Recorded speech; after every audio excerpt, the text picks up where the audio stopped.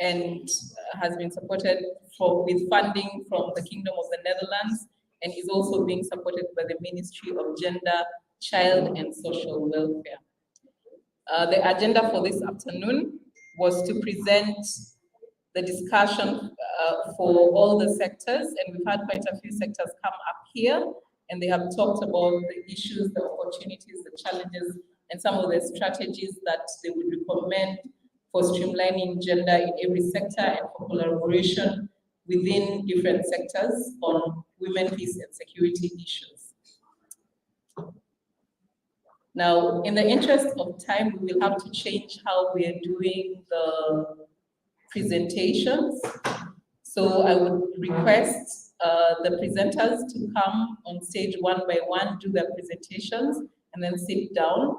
As the presenters are doing the presentations, I would request the delegates and the participants to please write down your questions for each section or each sector that presents.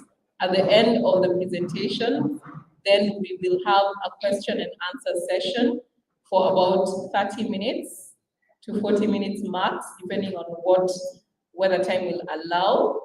And what will happen is that when you stand up to ask a question, say your name, mention the sector that you're addressing the question to, or the individual you're addressing the question to, and then ask your question.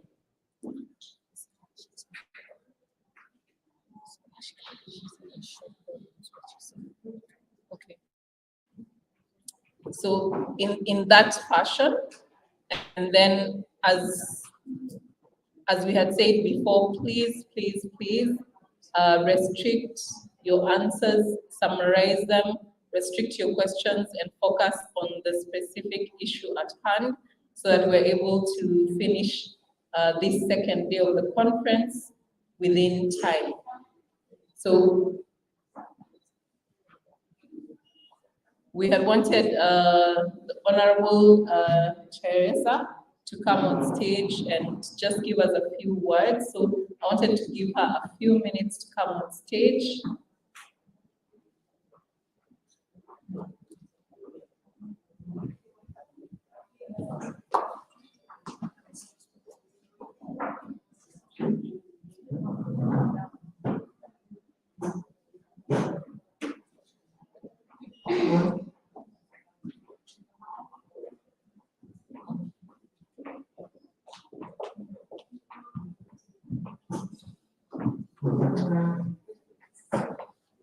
Welcome, Honorable Teresa Athian. Honorable Teresa is in charge of the Women Empowerment and Child Protection Organization, and she is also a board member and the president of the South Sudan Boxing Federation. Isn't that amazing? And she is part of the South Sudan National Olympic Committee. It's great to see women and mothers participate in sports and in decision-making bodies of sports. So welcome, Honorable Teresa. We are so privileged to have you today. Please clap for the Honorable. Thank you.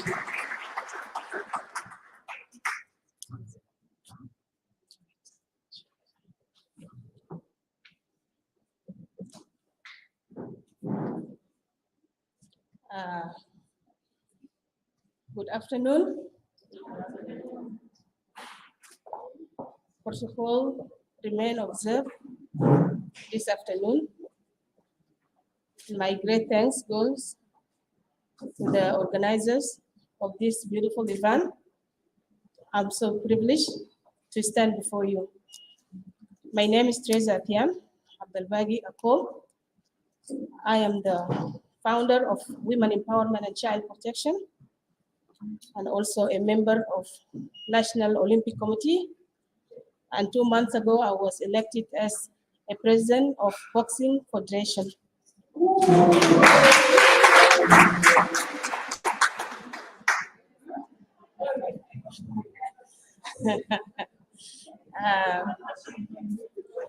Indeed, it is a privilege. If you allow me, I was not here yesterday because I came from Egypt last week and I got sick. Got a different environment. It is very cold in Egypt. And here it's warm. Then I got cold. I did not make it yesterday.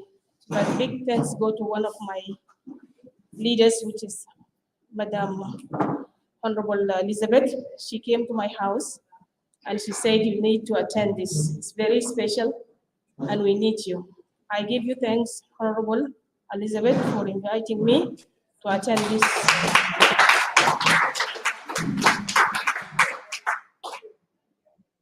My beloved sisters, daughters, mothers, friends, some of you I haven't seen them for a while. First, I love to be called a woman.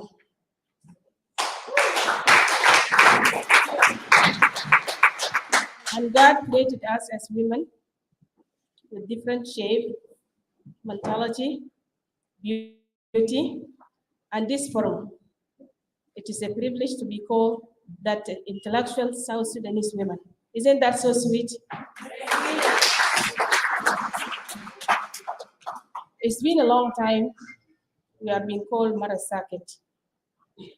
But I believe since the time I entered this room to listen to all the species and the talk, I'm very, very proud of each and every one of you. Indeed, we are the owner of this case. If we talk about the security and peace for women, we are the right people to talk about it. My fellow speakers have talked about many things, how our government, the Republic of South Sudan, have acknowledged us. Yes, indeed. I thank you, Honorable Elizabeth, when you mentioned that we have reached many ranks. We have a woman in parliament as a speaker. We have a minister of health, which was here. That's my daughter, Will. And we have Minister of Defense. And you name it, so forth. And also in parliament. And many of you are here in charge with many organizations. Yes, we have all of that. And within that, we still have some challenges which will make us to be here today. I don't know how much time that I was given to talk, but what I can say, together we can make a difference. Together we can make a difference. We are being marginalized, we are being raped, we are being abused, we are being sold, like it was mentioned earlier, in other countries, in other states, or other tribe of the Republic of South Sudan. If you are married, you are being bought, and that is end of you, and then the man can do. I witnessed also something one of the speakers mentioned earlier about when you are married to a certain tribe and then you are given a position. And then when you did not do anything right, then they will come and claim. I have a friend of mine, she's a mother of 5. She have differences between her husband and her, and she was a minister. The husband came, I even approached the governor to remove her from that position. And it was a battle. And finally they succeed. They took her. They forgot that she was being educated by her parents, because that position was not given because just like that. She's been brought up, she was taught, she's educated, and that's why they saw her and they married her, and she got that position. But our people sometimes do such things. And us as women, I wanted us to come out in this forum today with something very unique. I'm going to speak with Arabic. English is not my mother tongue, and I can just try to express myself. في يوم تعلينا كنا تلا مع حاجة واحد تتودى كنا لمو بعدون عشان نكون قوي، لأننا كان لمينا أنفسنا بقى قوي، إحنا ممكن ننتصر لحاجات البسيطة. القاعدين يقول مرة عنده قوة، ومرة يا عمود الفقري، ومرة ياهو من بيت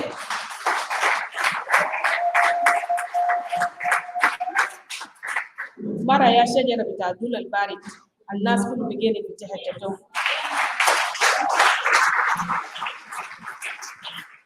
كان مرة دي ما مقصود البيت ده ما بيكون كويس. فعنينا كان لمينا يدين تنا كنسوان we can achieve. وانا بقول لك رجال قال enough is enough. تاخذنا انه في الفترة البسيط بتاعت كورونا ده مشاكل حصلت. أننا دايرين نكون نعمل حاجة واحد. We need to make friendship مع بنات جنة. I'm proud some girls they approach me. They say they want to come to my house. Then to show me their madness, and I love that. I say I will be met with you also. Come, darling. بطريقة كويس. We have to form an umbrella. Let's come out with the umbrella. Lanu Gibel, the minister have pushed, she threw the word on me. She said you are here and you are also leading the organization. Kede انت تقوم بواجب امسك حاجه واحد من مشاكل النسوان حتى من ناحيه الصحه اذا كان ده يالا ولدوا بريماتور ولا ده جسم تاريخ ولا ولاده ولا زواج في سن المبكر قال كده زول يمسك كلامنا. يس المنظمات الموجودين هنا انا لما كنت شغال مكتب السيده الاولى انا كان بيتكلم قال لي منظمه we have to come up with something umbrella and then the other organization بيكون في تحته. In that organization if we build it and احنا بنكون قوي. Let's come out and then together and احنا بنقدر نواجه الحاجات اللي قاعد بيواجهنا. شفنا discrimination في الاماكن بتاعت الشغل. شفنا discrimination حتى في كان في البيوت وفي المجتمع. حق بتاعنا نحن دايرين نصل لأحقاد بتاعنا في grassroots. We have to reach our fellow women in the grassroots. Advocacy.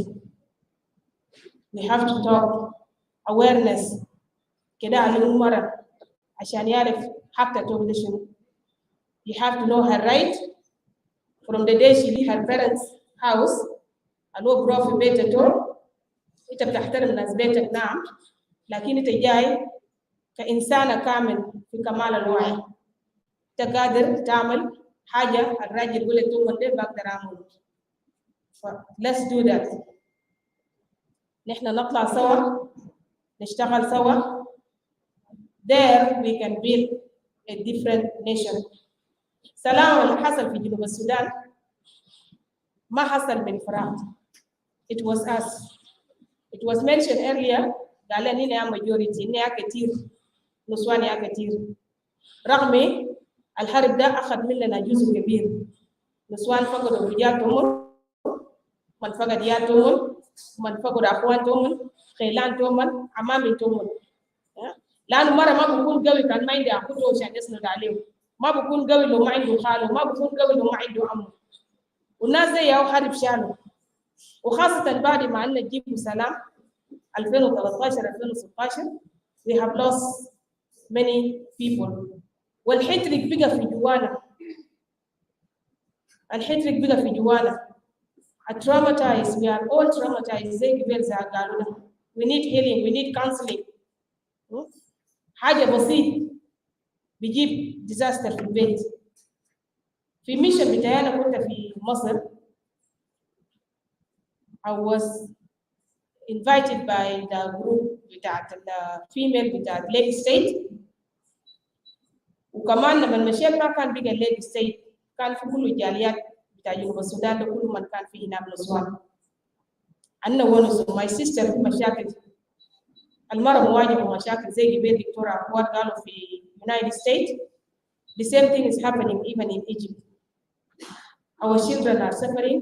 It was mentioned earlier. Some are on drugs. وفي برنامج بتاع suicide. يالقي قتلوا أنفسهم. There is a bad image قالوا جنوب ما كويس. So في عندنا imagine how many graduates بيطلع في كل سنة. Recently في قريب قال 5000 يتخرجوا. ديل لما يتخرجوا هم اللي كافوا قال كده هم الرجال في البلد. And they are youth. These are the backbone of this nation. هم خايفين عشان يجوا. لأنه بسمعوا بلد فوق فساد، بلد فوق شغل. It is not what you know, it is whom you know. It is not what you know, it is whom you know. إذا كان ما أعرف زول قريب تاكل في محل تاني يمكن أنت ما بيلاقوا شغل معناه الشهادة بتاعك أنت جاي بوده is hopeless.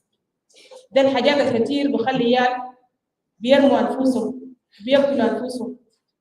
We have lost many children. حتى في diaspora الإيشو بتاعت السوسايد ده ماشي كتير. And who will make a difference? It is you and I. If you agree. And please في حاجة ده الرجال ياخدوا أجرا. قال لي المرأة عدو النفس. For those who don't understand English, I don't know how to explain it. قال لي المرأة ده عدو النفس تو. Women are the hatred, the enemy of their own self. Indeed, they are so greedy. When they are up there, women believe to see them there, or back and forth. Lakin ba tan sanna man ta banzil na man tarja kaka, you will not find somebody down. You need somebody to be here. So my message to our female leaders, please, if you are lucky enough, لأنه ما كل الناس قدروا يلقوا تعليم. If you are lucky, you are abroad, you are taken by your parents, but whoever take you to that country and you got that opportunity of education, use it for all of us. خليه يكون حقنا. ما تشيلوا حقك لنفسك. في ناس هسه فخورين بيقولوا منصب تعالى ده تعالى اللي يقول لنفسي. اللي جيتوا لنفسك وين؟ What have you done that will give you that position? It belongs to us. وده برضه شرف للناس اللي بيموتوا الدفع ثمن لان احنا مسكينه مسكنا البلد ده. So my fellow sisters, I'm proud to be a woman, as I said earlier, and I'm proud of all of you that are here. I know في مرمطه بتحصل. Look at ماما تريزا. ده قياده ده انسانه قياديه قوي. Will you please stand up? Acknowledge that woman.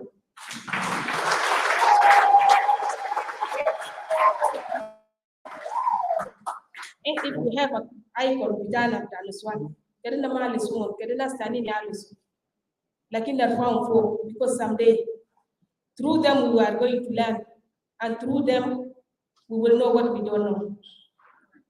When I came in, I reached to her. I said, what am I going to do? Galati will do it. She assured me, and that is why I'm trying to give the little that I'm giving right now.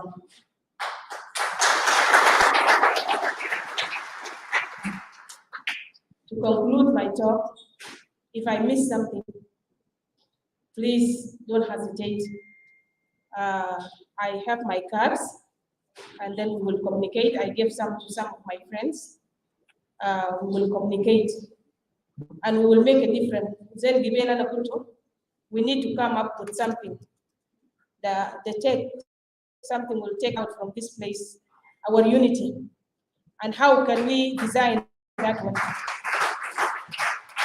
How can we design that one? For the next generation, they are not going to be born marasakit. I thank God for technology. Given the kind of the American bonus. These are tall girl born BBC. They are born before computers. They are born before computer BBC. So this is the generation that we have. And then you also adopt from us. The beauty of the woman should be inside to reflect the outside. Long live the Republic of South Sudan. Long live the unity of him. Thank you very much.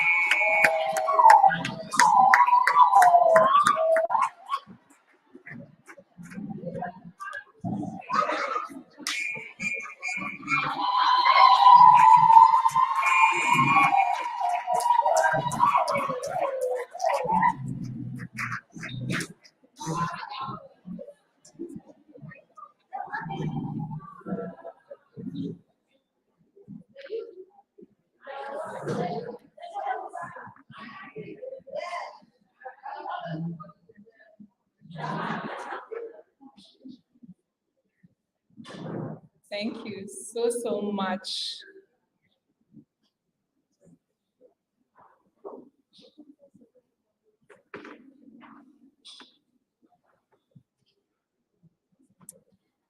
After such deep and touching words, I'm actually lost for words.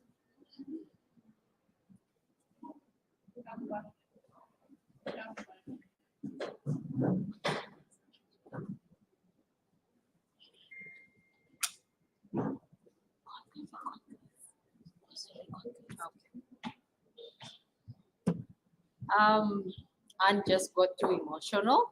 Excuse her for a bit. We are calling the legal guys next.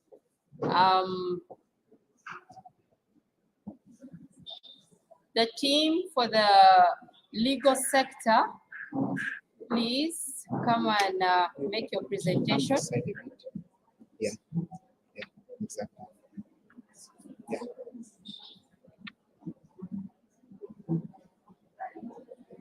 And like we said earlier, they will present and you write down your questions and we will ask the questions after all the presentations are done, just to save time.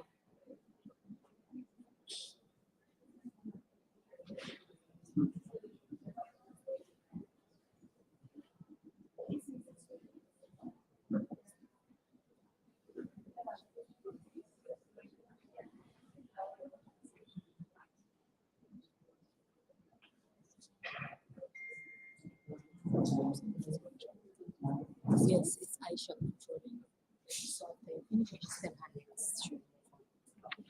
But it's not moving, you can use that.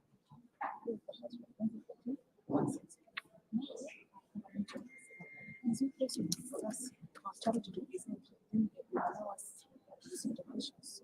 Because we're only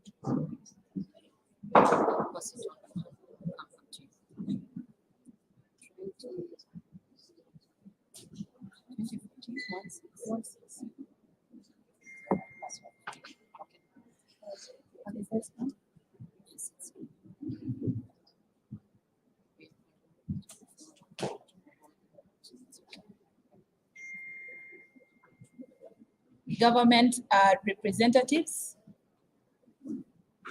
representatives from UN agencies, representatives from the embassies, the politicians, invited guests, distinguished ladies and gentlemen, good afternoon. My name is Charity Nyombe and this is the legal sector. In our group, we were 3, myself, Molana Stella Lomeling, and we had a support team from the gender sector. We did not write her name here. Are you around? From the gender, I think she's called Winnie or something. She left, but she was also, we also appreciate her support. Next slide.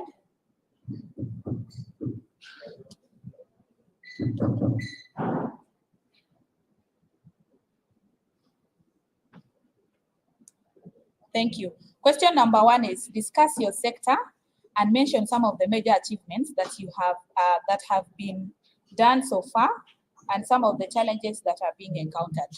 One achievement that we feel the legal team has done is the permanent constitutional making process. You all understand that South Sudan has been on an interim process for a very long time, right from the 2005 peace agreement, comprehensive peace agreement, to all the interim constitutions that you are aware of. We are happy. Hello, can you hear me? Is it loud enough? Yes. Good. We are happy to share with you that South Sudan right now is going through the permanent constitutional making process. And we also appreciate, I understand most of you are aware that it is consultative enough. There are several women who are undergoing that consultation, and we believe that that's a great achievement to us, even if it's a process, but we believe that some of our issues that are affecting women specifically will be included in that constitution because we have a good representation that is going through the consultative process. The other achievement that we have, even if it is interim or it is transitional, it is the grand norm or it is the law that is guiding us right now, and that is the Transitional Constitution of the Republic of South Sudan 2011. As lawyers, we feel that it is a very good document. Key in that document is the recognition of the Bill of Rights, and you all know that the Bill of Rights is for both men and women. It doesn't really discriminate. Whereas it has implementation challenges, we shall come to it later, we believe that it is a stepping stone to better greatness. The third achievement is the GBV bill. Most of you have probably come across that. We have a gender-based violence bill that is ongoing. The last step is for the parliament to assent to it, and then the president signs, and it becomes law. This GBV bill is something that women have been crying for a very long time. And the fact that it is now a bill, it is undergoing all the stages of bill making processes or the law making processes. It is a very critical document, and I encourage each one of you to have a look at it, to send in your voices and see which other parts of the GBV has been left out. Earlier presenters talk of, especially the health sector, they mentioned things to do with a safe home. These are maybe some of the things that you can look into and also add your voice and ensure that it comes out as a comprehensive document. The other is the Local Government Act. I won't say much about it, but I would encourage you to also read it. It's very good, especially on equality of women and the rights of women. At least it is good because it helps, since most of our society is grounded on the local government aspect. So we believe that that act is very key to the extent that women in the grassroots are also protected through the Local Government Act. And then in the legal fraternity, we have what we call pro bono services. Pro bono services are free legal services. You come to any law firm, we have it not as a mandate, but as a corporate social responsibility that lawyers do, offer legal support to several, to communities, to an individual, to a company, whatever challenge that you have. The only challenge we have with pro bono services is that people actually don't come to access or to request for those legal services. But those services are available. It is being supported even by the Chief Justice of this country. It is free. All you need to do is just move into a law firm, make your case, and I can assure you it can be taken. It's a very good thing that we feel as a legal fraternity, it is an achievement to us. Next slide on the challenges. Thank you. One of the challenges that we face is that most of our institutions are male dominated. That cuts across. Many people have talked about it. I'm not going to dwell on that. We are a patriarchy state. We have a lot of things to do in that perspective. It is a challenge that also affecting the legal fraternity. When you go to the judiciary, the number of the men is higher than the number of the women. So the question is, what can we do about that? Should be a collective responsibility. We have to ensure that we encourage our female lawyers to also join some of these institutions, be it in the politics, be it in the civil society. I'm very happy with the civil society. It has a great number of women. Even the youth, there is some good number there. But what about in the political arena? How many women do we have? And it's not a number of just having the women there, but we want women who will speak up, women who will do capacity building to the young women who are rising up. So it's a big challenge that we all need to look at. And then the biggest also challenge that we have is poor implementation. To be very honest with you, South Sudan is one of the best legal systems that we have. In terms of laws, our laws are standard. We have very good laws.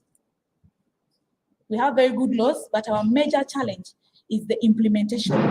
And implementation goes alongside the rule of law. I will not talk about the rule of law that much because we have politicians in the house. We have politicians in the house. So that's why my heart was like this when politicians were talking. I wanted to raise the issue of the rule of law and the aspect of constitutionalism in the country. But that's a challenge that is not only for the lawyers, it is a general problem that we have. But I believe we can still work together. Corruption. I'm also not going to say much about that. But I believe we can still work together. Corruption. I'm also not going to say much about that. But I believe we can still work together. Corruption is a global disease. It is everywhere, not just in South Sudan. But I just want to inform you that when you look at the World Bank Index, South Sudan is leading as #1, followed by Somalia. Language barrier in the legal fraternity. To contextualize it, we do a lot of reporting. Unless you report something to us as lawyers, we don't really get to understand what is happening on ground. So because of language barrier, some people shy away from coming up to report. For example, it can be a GBV case, can be any form of security threat. So we saw that as also another challenge. And the last one is the issue of expensive litigation. I mentioned earlier that we have pro bono services, but it's on a particular percentage.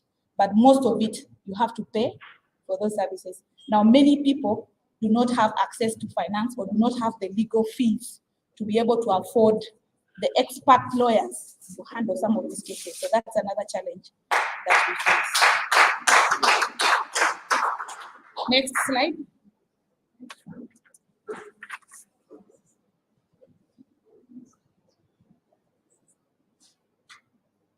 I think next slide is answering our question number 2, which is how can the issue of women, peace and security be mainstreamed in your sector? In our sector, we want the GBV bill to be passed into law, because if it is a bill, it's not yet law and we can't refer to it. We urge parliamentarians, politicians to go back to the parliament and ensure that that GBV bill becomes law. It will be very good for us. And as lawyers, for us, what we do is checks and balances. We are happy that the government has taken that resolution as a document in this country, but now we need to do what we call checks and balances. We check, is it being followed? That's our role as lawyers. That's how we mainstream it.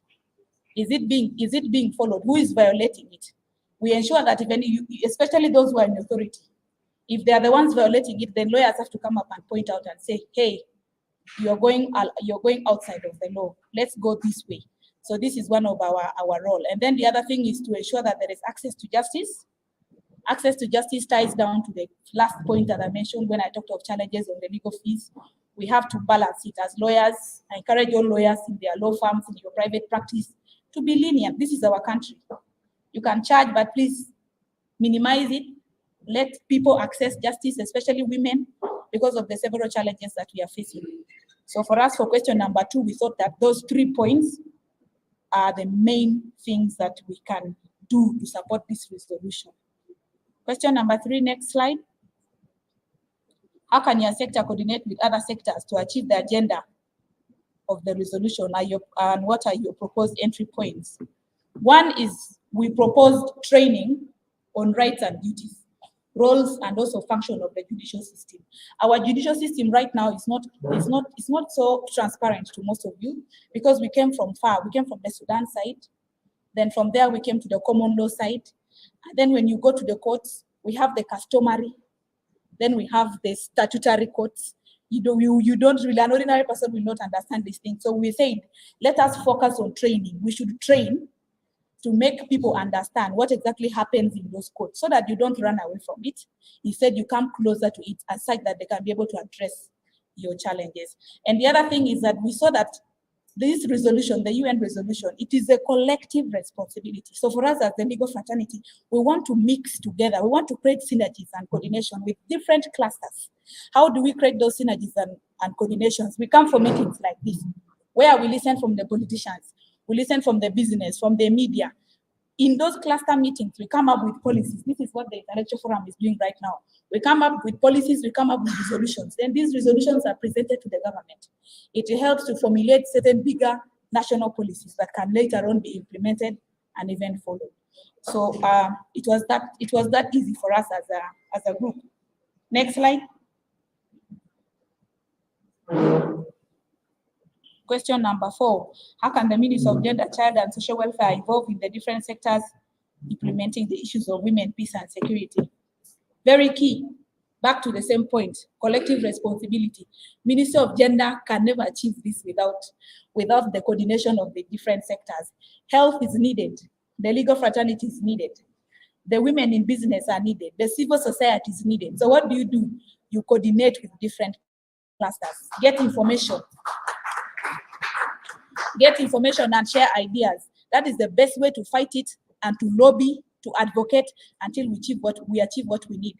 And then the other thing that the Ministry of Gender can do, especially at the national level, is to mainstream the policies, because the Ministry of Gender, especially at the national level, its role is policy making.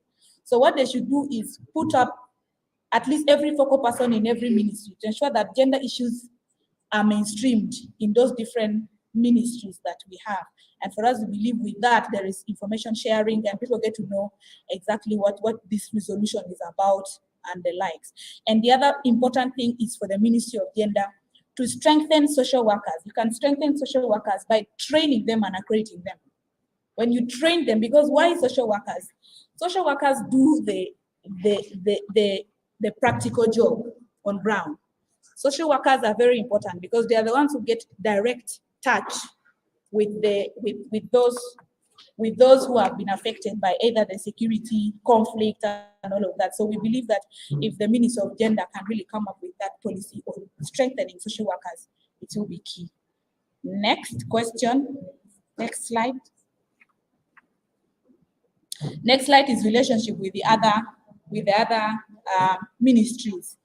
One is we talked of the Ministry of Justice. We proposed that the Ministry of Justice should initiate necessary bills, like the way they're already doing, the EBB bill and the rest, and also to disseminate these legal documents to the community so that people are aware of what is going on.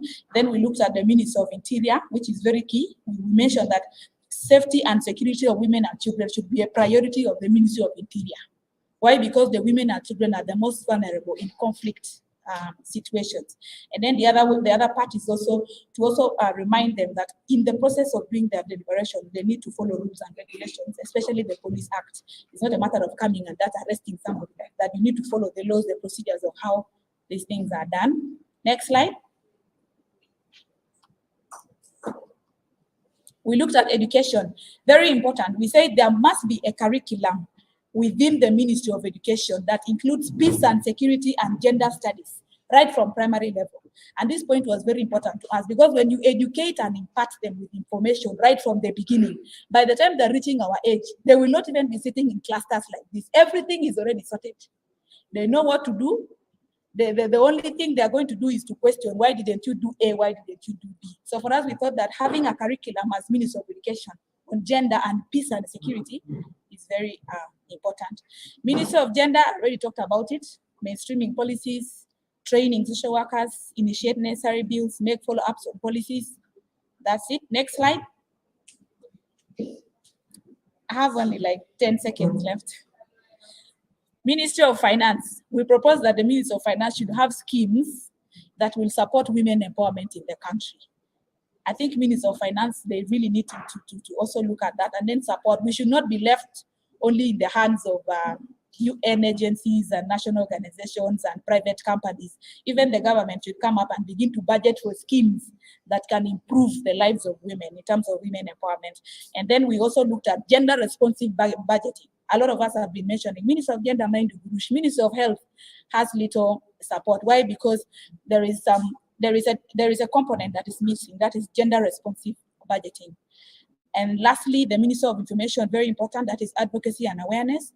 People have talked about it, so I will not explain much on that. Next slide. An action plan, which was question number 6. We picked 3 things only. One is representation of women, and we said the actors are the executive, legislature, and the civil society. Civil society will advocate. The executive, we already have 35% affirmative action. So what we do is we focus on them. Are they implementing it? For the legislators, we have a lot. Women to join politics. You campaign, and then you take it up. And we looked at protection concerns. We said Ministry of Interior is very key, the judiciary is very key, and the bar association is very key. How are they going to do that? They look at issues to do with reporting and also humanitarian assistance. And the last point was on prevention and response, where we said the Ministry of Humanitarian Affairs will be very key, and also the civil society and the Ministry of Interior. So that's our last point, and thank you very much for listening.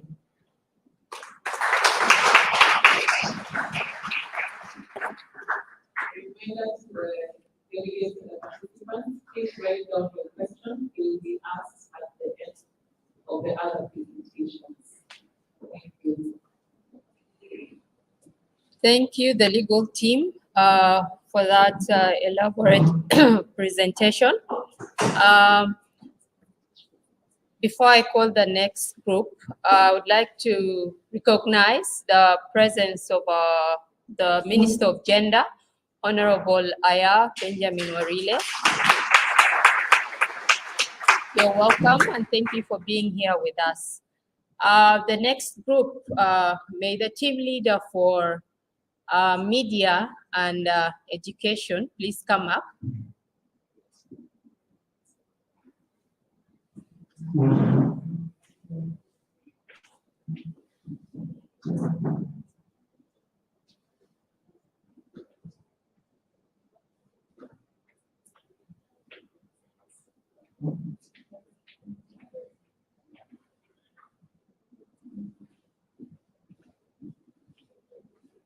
Is it here? We just sent a presentation. We just sent it now. We just sent it on the phone. We have it on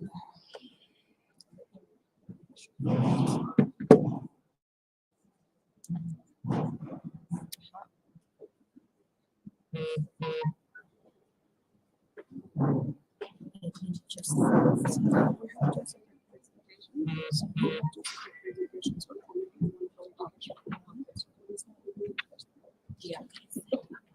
So this one's now. Okay.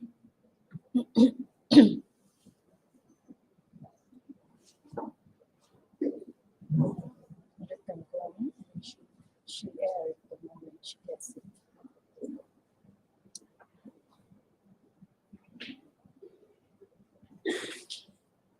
And they'll present without the PowerPoint. They'll present without it. They'll present without it.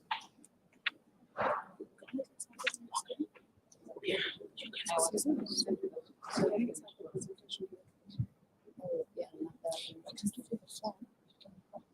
Just okay. We can do it from this one. Okay.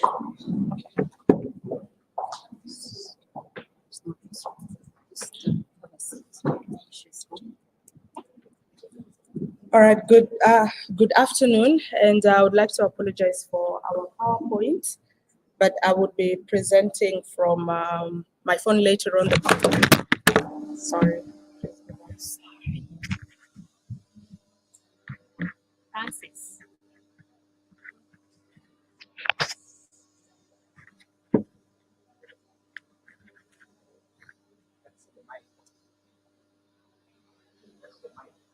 No, come and put this back on.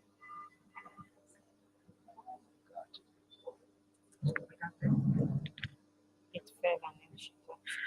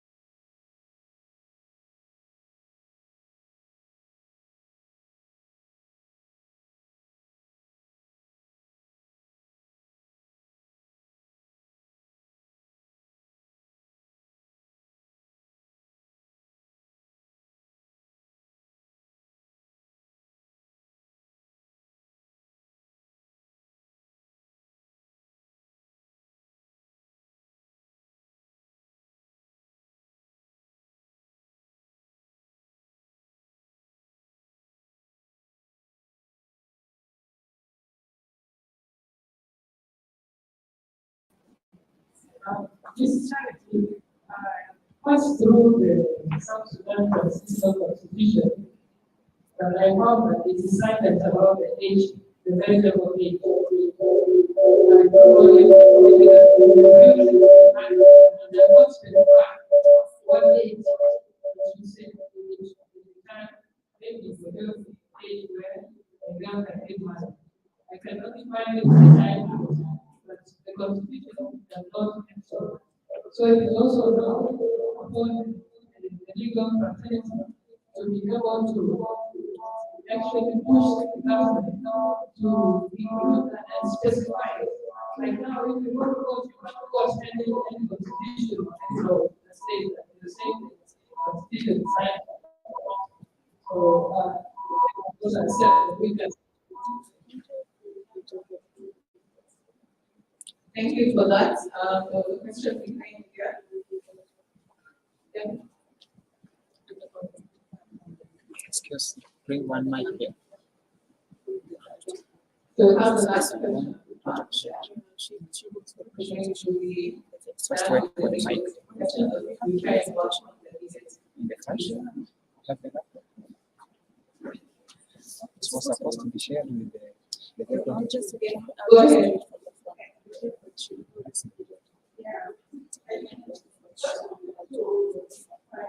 You send it. You send it. WhatsApp. Keep my number. The legal sector or the law institution, law enforcement police. One of the challenges also is the child protection sector. It's mainly of the laws. Because when we talk about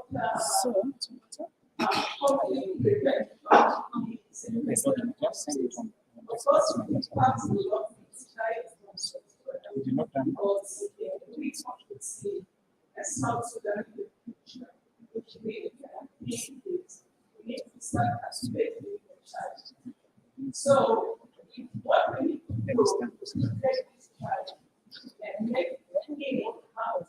That's what we have to do. Then we need to see that all the around the child needs to be activated. We have challenged the child friendly justice system. And of course, we know we are great, and it's also a simple those finances. But what does the legal sector do? Go beyond when the government can make this possible. What are they doing? What does government do? Just like any other place for India, but city or anyone, trying to connect with governments. So, make support, make it happen. Are there such kind of initiatives so that we see that these policies and the laws are happening? I'm sending for you there. And the child marriage, yes, it was mentioned. Yes, the child marriage thoughts of that's why the gap was correct. But at the same time, we have other policies, education, one child education, lead and parents. We have to match this to make it because it's not automatic that the girl is a key, not get married. If she and he and in the classroom, we have so many 18 years in primary school. And given the church and primary school and so what you can do. So this is some of the areas also. We need to know what's being done. Bring this together. So thank you.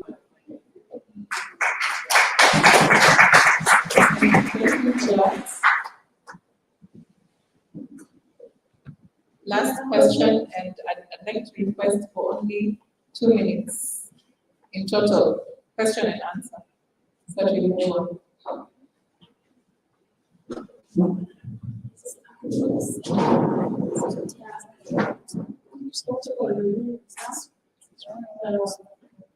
been silent since yesterday, but yeah, I learned a lot.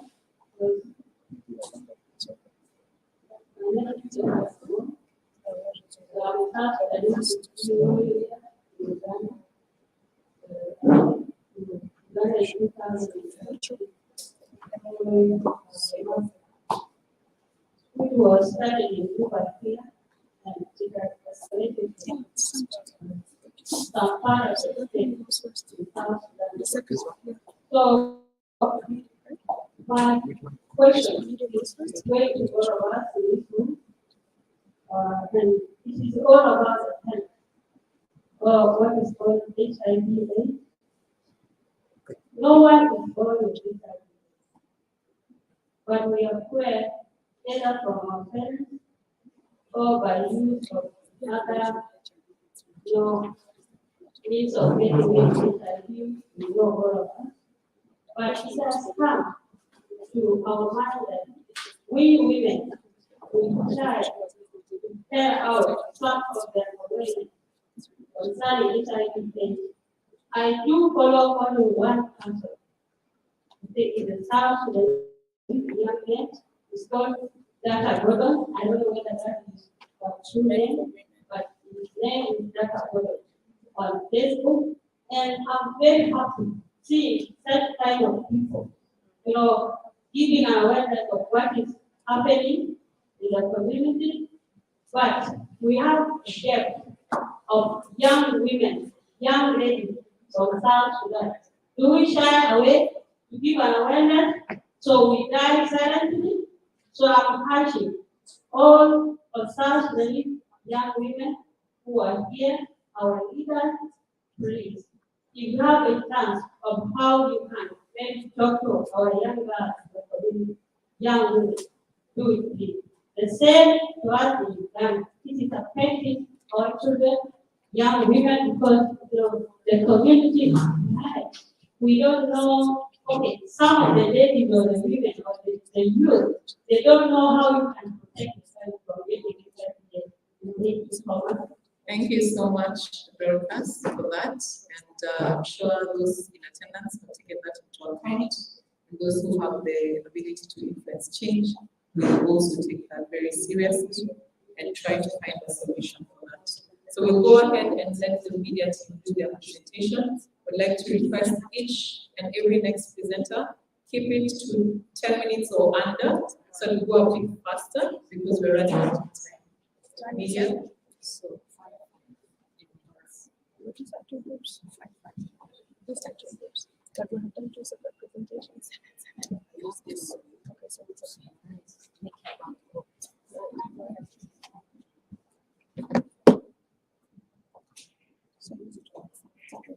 presentation. A presentation. Presentation. It's not that. Let me just switch my phone. Let me go to. Okay.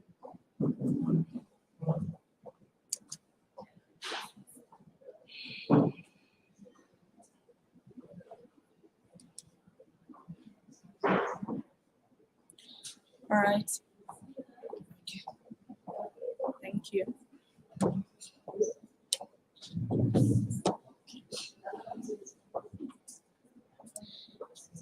Good afternoon once again. We were 2 in 1 group, and education and media. But I'll be presenting on media, and my colleague will be coming to present on education. So we'll just go straight to the achievements in media for the sake of time.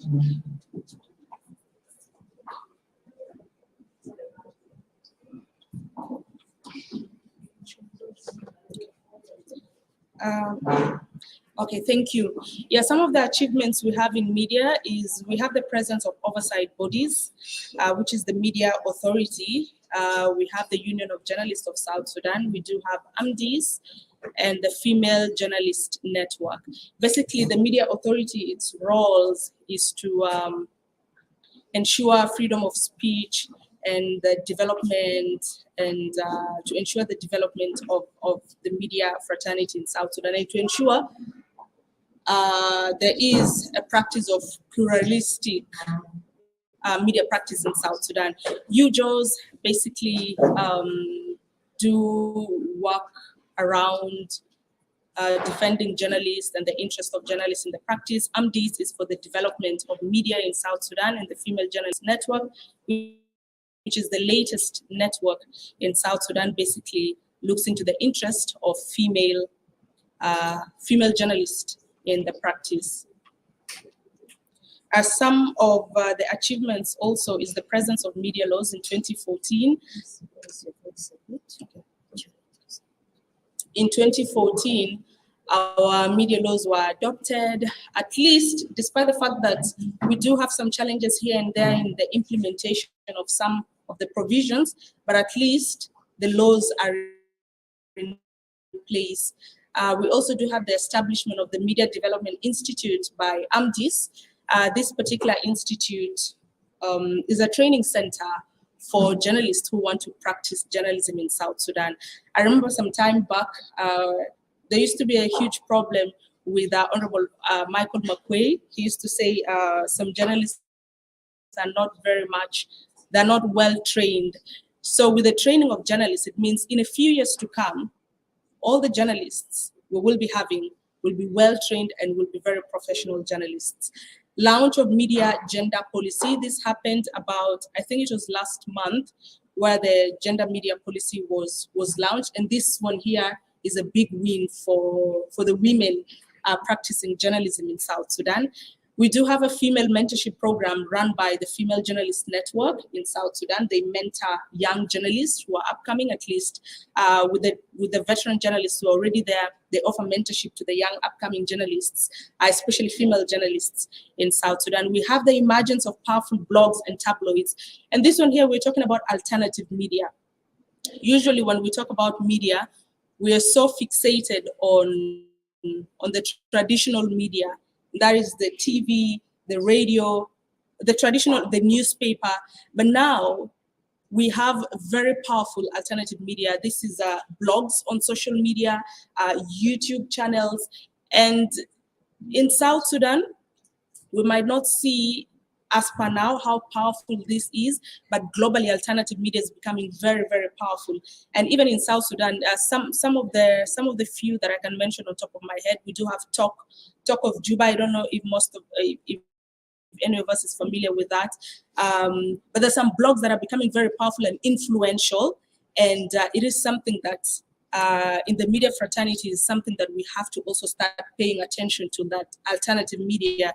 And then we have seen increment of female journalists practicing in South Sudan, and we have seen our very own journalists being recognized internationally, actually being given awards for the good work they are doing. And these are some of the achievements in the media sector in South Sudan.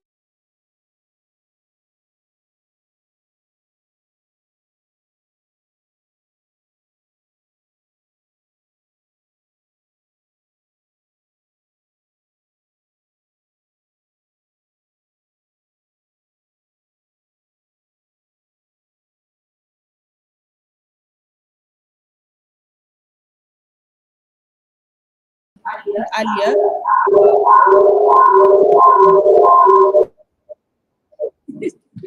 The non-implementation of media laws. There are some provisions that have not been implemented until today. And that is really taking us a step back as the media fraternity in South Sudan. We do have a lot of censorship, in that we have reached a point where we have to do self-censorship.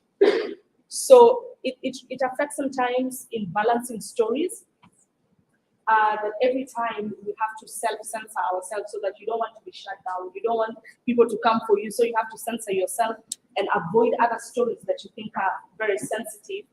So there's a lot of censorship in our practice here. There's harassment and detention of journalists, and this is cross-cutting for female and the male journalists.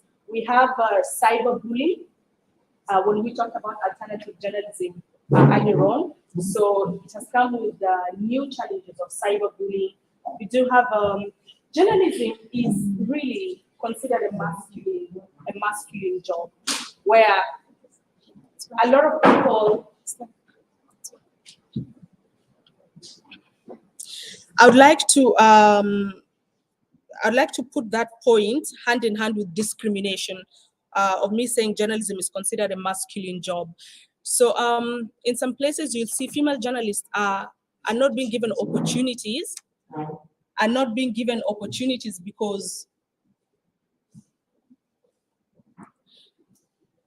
because people think they will lag in their job. As you know, they normally say journalists are foot soldiers. Anytime you're called, there's a breaking story, you have to wake up, leave everything you're doing and go. Even if you're on holiday, even if, so sometimes for women, with a lot of roles and responsibilities we have, it becomes a little bit challenging. So that if you're at home and you have a lot of responsibilities, you have a child, it's very difficult for you to just wake up and rush to where a story is happening. So that's why a lot of opportunities come and men are being given such opportunity, because it's considered for them, it's very easier for them to wake up and go and cover some of these stories. And another challenge is women's stories remain uncovered because of few women in the field. It brings us to the same issue. Women are not being sent to the field. In conflict areas, no editor will send a woman to the field because of safety of the woman, and also because of other reasons they give. They really do not send women to conflict-affected areas. And when they're not sent to conflict-affected areas, the voices of women are not being heard, because the male journalists who go there bring up stories not in the angle that a female journalist can bring out. And then we have lack of funding, of course. So the next question, how can the issue of women, peace and security be mainstreamed in your sector? There's need for more women's stories being broadcasted. Women voices should be heard. When a story is being broadcast, it should be from the woman. The women should be the ones speaking for their voices to be heard. Capacity building through trainings on safety of journalists, female journalists for both practitioners and other affiliated sectors. We have recruitment of more women in leadership positions in the media and involvement of women in policy making. So the next question, how can your sector coordinate with other sectors to achieve the agenda of UNSCR 1325? And what are your proposed entry points? Formation of forums, working groups. We were having that discussion earlier, and someone did mention working groups do not really work. But if we make them work, it might lead us somewhere. Creation of networks for information sharing, e.g. WhatsApp groups, we have email lists, and others, dissemination of information through media, television, newspapers, and radio. And question number 5, how can the Ministry of Gender, Child and Social Welfare involve the different sectors in implementing the issue of women, peace, and security? Of course, this is through mobilizing the implementation of laws, of policies, and mobilizing the speed up of the process of some of the laws, like family law. It has been mentioned, the anti-GBV law that the legal sector did mention, awareness raising and mass education. We have trainings to local chiefs and police, and translation of policies to local languages. This will help especially with safety of journalists in the field. And the second last question, how can your sector work with different ministries to implement the issue of women, peace and security? And what are the opportunities you see in working together? Now, we already do have existing institutions, laws and policies. That is a start of how we can start working together. Human and financial resources, when we pool resources together, it brings better performance.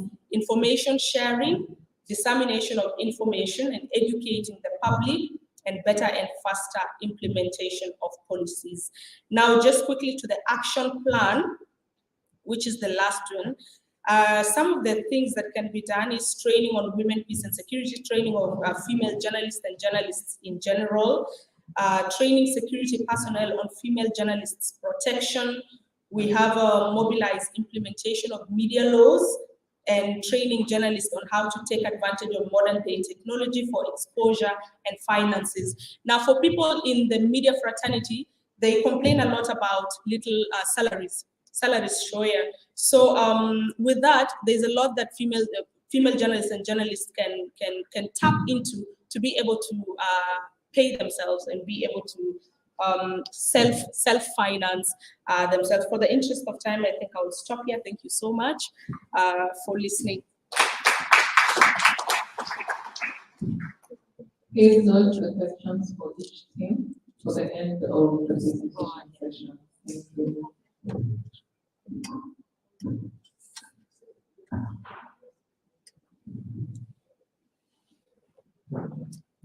Good evening, ladies and gentlemen. I'm Adele Cornelio, a journalist and a lecturer, and I'm here on behalf of Women in Media and Education and Academia. So,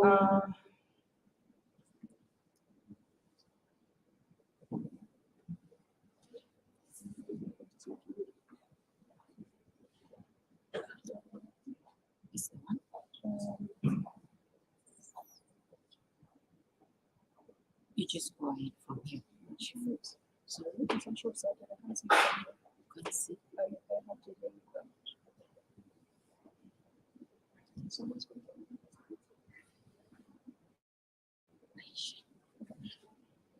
Hi, good afternoon, Aisha. So do you mind putting up the education and academia presentation, please? I'm having challenges doing it from the phone. We will go straight to the achievements in the education sector while I wait for my slides. So in the past few years, we have noticed that there is a high number of women joining educational institutions from primary, secondary, and higher education institutions, and also there is an increased number of female graduates. Madam Teresa mentioned something about that. Like it's not only in South Sudan, but also in many countries around Africa, and also in South Sudan. And also there is an increment in the enrollment of girls in schools and different levels of education. And also we have a high number of females in leadership positions in education, especially in higher education institutions. Now we have more female lecturers, deans, and deputy deans. We have one of them here today. So there is an increment in that as well. And we have a high number of women that are contributing to policy formulation and analysis. And also another thing on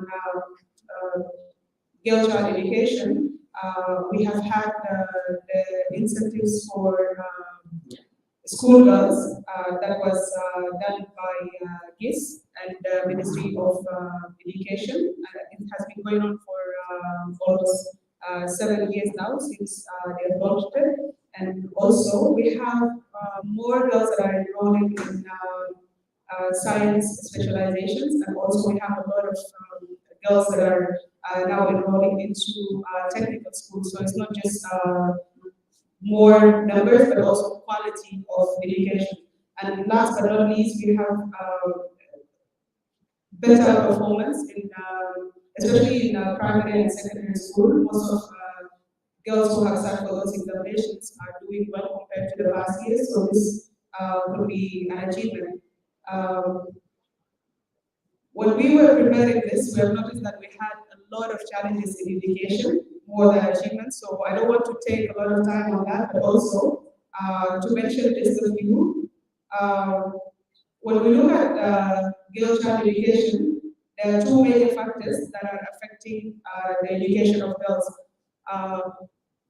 Most of girls drop out from schools between primary to secondary school due to pregnancies and early marriages, and this is something that we might have noticed during the COVID period when most of girls return back to school with babies or with when they were pregnant. So a lot of them had their education interrupted due to pregnancies and early marriages, and also due to sexual harassment from both students and their teachers. So that shows that the education environment is not safe for young girls and female students in general. And also, one of the challenges is lack of sexual education in school. So when these issues of early pregnancies happen, we notice that girls are not even aware of the issues that happen to them in school, the sexual harassment. They are not aware of that. They don't know what is it. Yet they are subjected to it. So there's no any safe educational environment for young females out there. And also there is significant funding to the education sector, especially in the area of research. On the challenges, also we have the negative cultural practices that usually hinder young girls and women from education. Most of them get married early, and some of them are not allowed to continue with their education, either past primary or secondary school. And also insufficient salaries for teachers, lecturers, and people in the academia sector generally.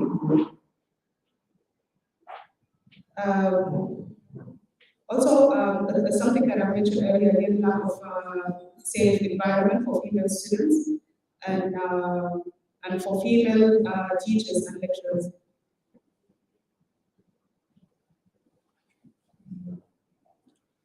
How can the issue of women, peace and security be mainstreamed in the education sector? So first of all, we suggest the involvement of women in policy making. The policies that are made for women should be made by women, because they're first of all the people that are. So women are supposed to be involved in policy making, especially in issues related to women. For example, the issues that we mentioned earlier on girl child education.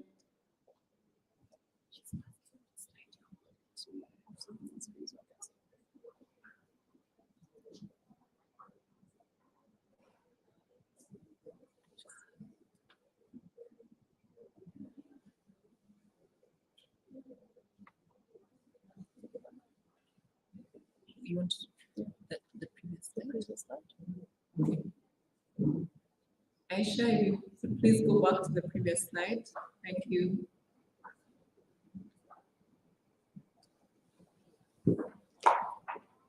The second point is capacity building through trainings and workshops, and also there is a need to motivate female teachers to stay on their jobs, because these are one of the jobs that are really very low on in terms of payment, and female teachers tend to look for alternative jobs because teaching jobs usually don't pay that much. So it will be good to motivate female teachers to stay in their jobs.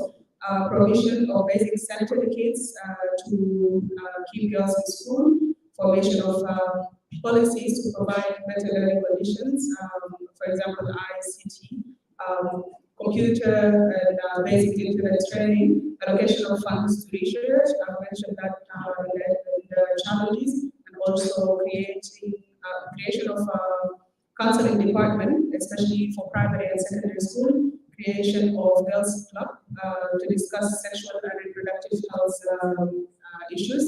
Next, please. How can the education sector coordinate with other sectors to achieve the agenda of UNSCR 1325?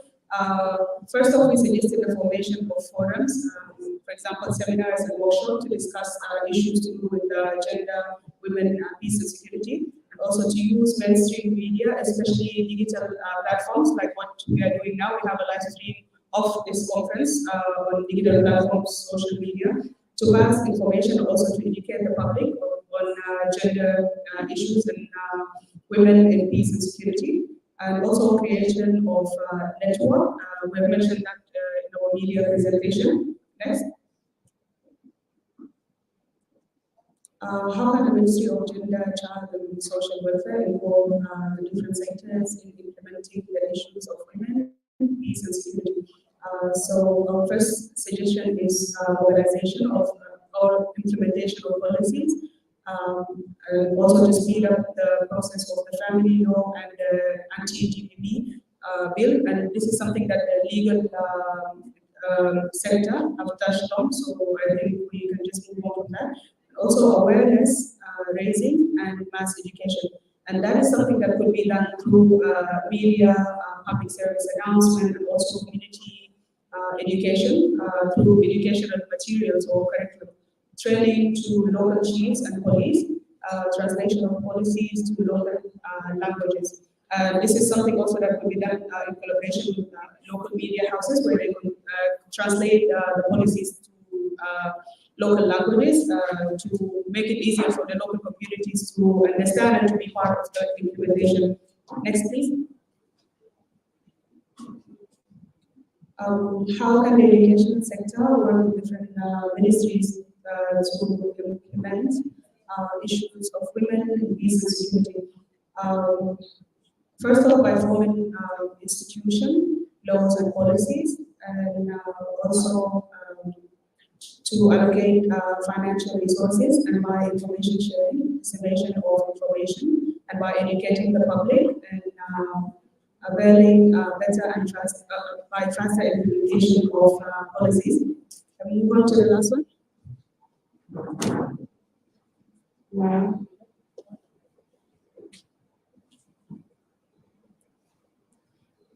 Next, please.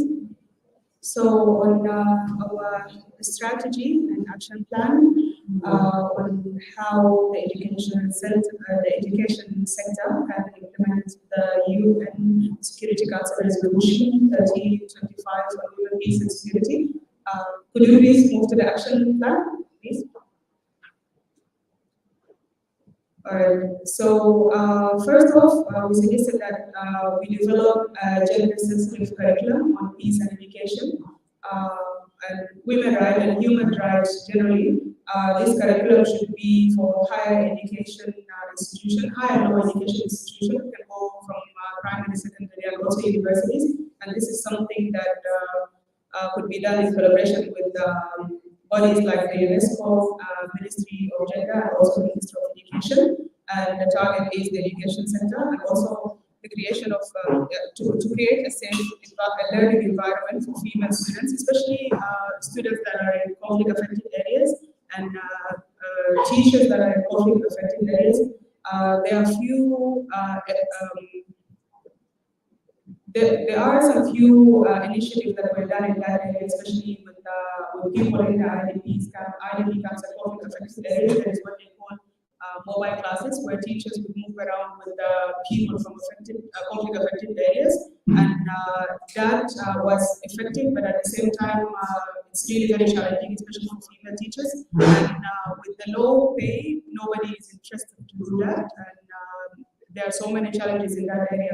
So making sure that the environment, the learning environment, is safe for women and IDPs, it's something that is important for them to continue learning and to be in the same level with everybody who is privileged to attend their classes in the proper classroom. Also allocating funds for sanitary kits in schools, and also a small motivational fee. This is something that I mentioned earlier. For example, the initiative that was done by the Girls Education South Sudan and the Ministry of Education. The targets here are the female students, and also anybody who's working in the education sector. The teachers might also use a motivation fee. Mapping the number of women in the education sector, both the practitioners and students, and tailoring support towards where it's needed. So in this point, we've thought that it's not just enough to know how many women are in the academia sector or education generally, but also we have to know what are their needs. What type of training do they need to carry on their jobs, and also at different levels, university, high schools, we should know who are the right people to be working in this institution, what do they need, for example, the funds for the research, trainings. So there should be a plan to find out the number and also to give them trainings accordingly. That could be done also the statistics, of course, by the Bureau of Statistics, Ministry of Gender, and Ministry of Education. And next. The target, of course, is the women in education and also the students. I can see some of it. All right, so on the first point, we mentioned that there should be policies to make formal education, especially primary education, compulsory for people, males and females that are below 18. So everybody below 18 should be in school compulsory And that is something that should be done by the Minister of Education, Minister of Gender, and also we have seen that it will be good for the female members in the parliament to raise that. Children below 18 should have education compulsory. Parents should be, I don't want to say forced, but I wish they could be forced to take children below 18 to school compulsory. The target here are children. And also, we should allocate more funds for research, especially things to do with women in education and the challenges that are facing women in the educational sector. And last but not least, the production of educational and informational material on gender, women, peace and security, and generally gender issues. And that is through media campaigns and universities and schools. People will have lectures in universities and public schools to raise awareness of the community. That this is something that should be made for the general public. And we could use additional tools like booklets and videos to educate the general public on gender issues and also on the role of women in peace and security. So that's all on education. If you have questions, please note them down and we will be happy to answer your questions on education and media. Thank you very much. Thank you very much for that comprehensive, especially the strategy. Wow, amazing. Thank you so much for that. Please note down the questions you may have for the education team, and we will be having a question and answer session at the end of the presentation.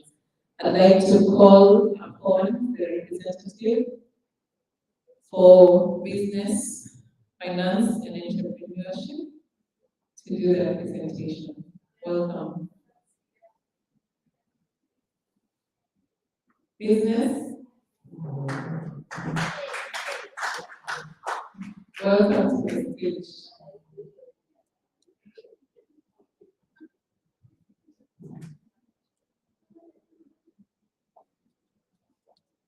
And I hope you're going to tell us how you can become millionaires. Yes!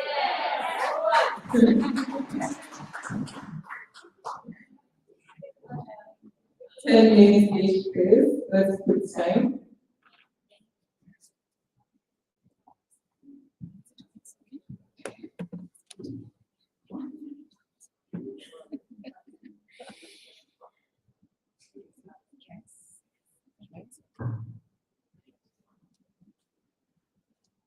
Okay, good afternoon. Why are people sleeping? We're going to talk about money. Who doesn't want money? Yeah? Okay, and we're going to show you and invite you to come to the money-making business. My name is Jotaba Penina, and I'm privileged to present on behalf of my group, that is business, entrepreneurship, finance, and economic sector. So we were two groups that were joined into one.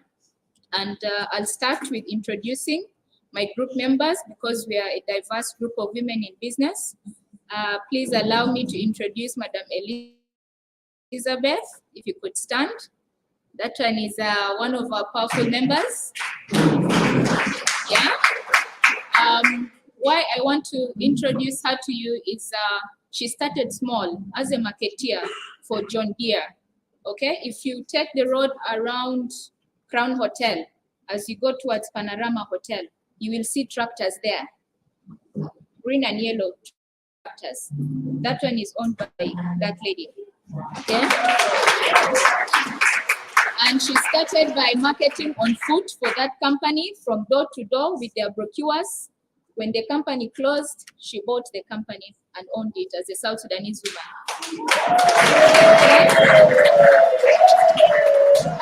Our presentation is not going to be very technical because we are business people, so we have a practical approach. My group members are also women from small, they're seated over there, women from Suklivia, okay? Women from Suklivia, women from Buray, myself, I'm a fashion designer. If you know Jotaba Fashion House, there's the female store and then the gents store. So what I am dressed on is something made by myself. All right? So this is a proof that we have the potential, we have international standards. We do not need to go outside, we have it at home. Okay? Yes. So I was very touched by the opening statement on the assignment, which reads, the 1325 Security Council resolution recognize the undervalued and the underutilized contribution of women. And I think we as South Sudanese, we undervalue and we under-recognize ourselves. And it is time to change the narrative.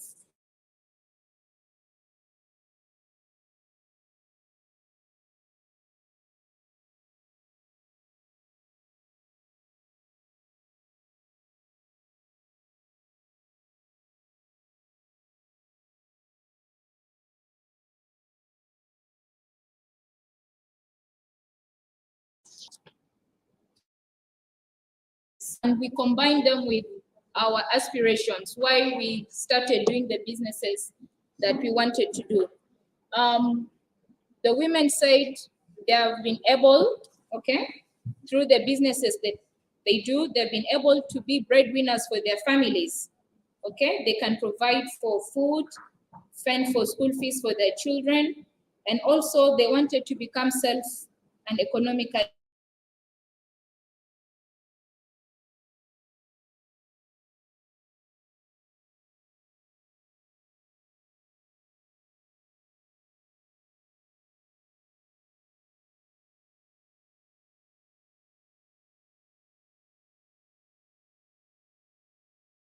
them to network, and we are learning from her. And we are also able to provide training to young youth, universities, and women on mechanized farming. And I think that is the way we need to go. On our challenges, we have a challenge in South Sudan as women in business, and that is access to lack of capital, especially for the startups. We know today if you walk to any bank, they'll ask for a lot of requirements. They'll ask for a plot of land, not just a plot of land, but they will even ask you, where is that land located? Does it have a building, and what sort of a building does it have? So for a young graduate or somebody who is to graduate, like my sister who came from Uganda for this meeting, if she wanted to start a business tomorrow, where will she have the piece of land to be able to access that loan? Okay, so that one, we need our government here. Mama Teresa, you will lobby with us, so we are giving you that as an assignment. Please talk to our father up there to make things easy for us. Also, the high operation cost, for example, rent is expensive. You'll go now to Souk Libya, you find shops are being rented in US dollars. And the South Sudanese women have been pushed out. We have tables in the market that are not owned by South Sudanese women. And that is the reality, Ajama.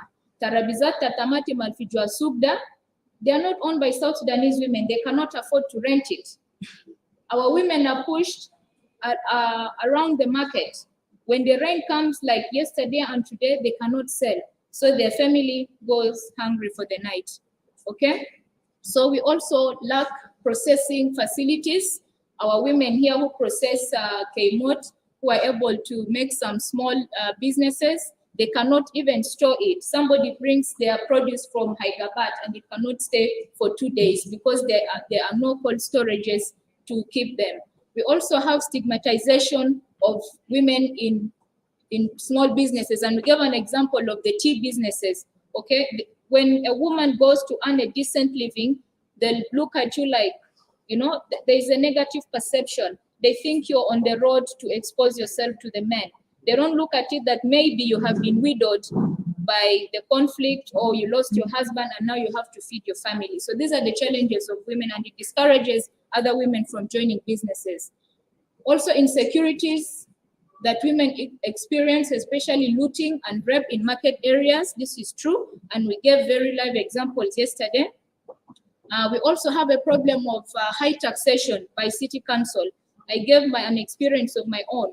When I opened my business, the first 2 weeks, I was asked for almost 4 different types of taxes. The second week of opening my business, even before I recorded any sales, they wanted sanitation fees, CID was there, state revenue was there. So how can your business even live past 6 months if the system alone is suppressing our effort? So that one is a question that we need the authority and government to work on. We also lack clear policies protecting loan and microfinance. We have banks and financial institutions in the country that, sad to say, they work for the interest of their own mother countries or institutions that they come from. There was a scenario a few months ago on social media, I think with one of the banks, I don't want to name it, but I think we now have access to internet, where they limit South Sudanese from owning USD accounts. This is sad. Are these banks here for us or for themselves? So we also have to ask ourselves that question. Extremely high freight cost of importation. If you're bringing things from outside, for example, if you're dealing with processing facilities or value addition facilities as well, by the time it gets to your door, you've paid at Nimule, you've paid at Nesitu, you've paid at Gumbo. So by the time you're selling it to your client, it is at an impossible cost and nobody will buy from you. So we need a very regularized system of taxation. Also, the issue of currency fluctuation, making it hard to access hard currency. Our money is continuously losing value. Reason why? Because we are an importing country. We are not a producing country. We have joined the East African community, but instead we are continuing to be a market for our neighbors instead of us taking our produce to the market.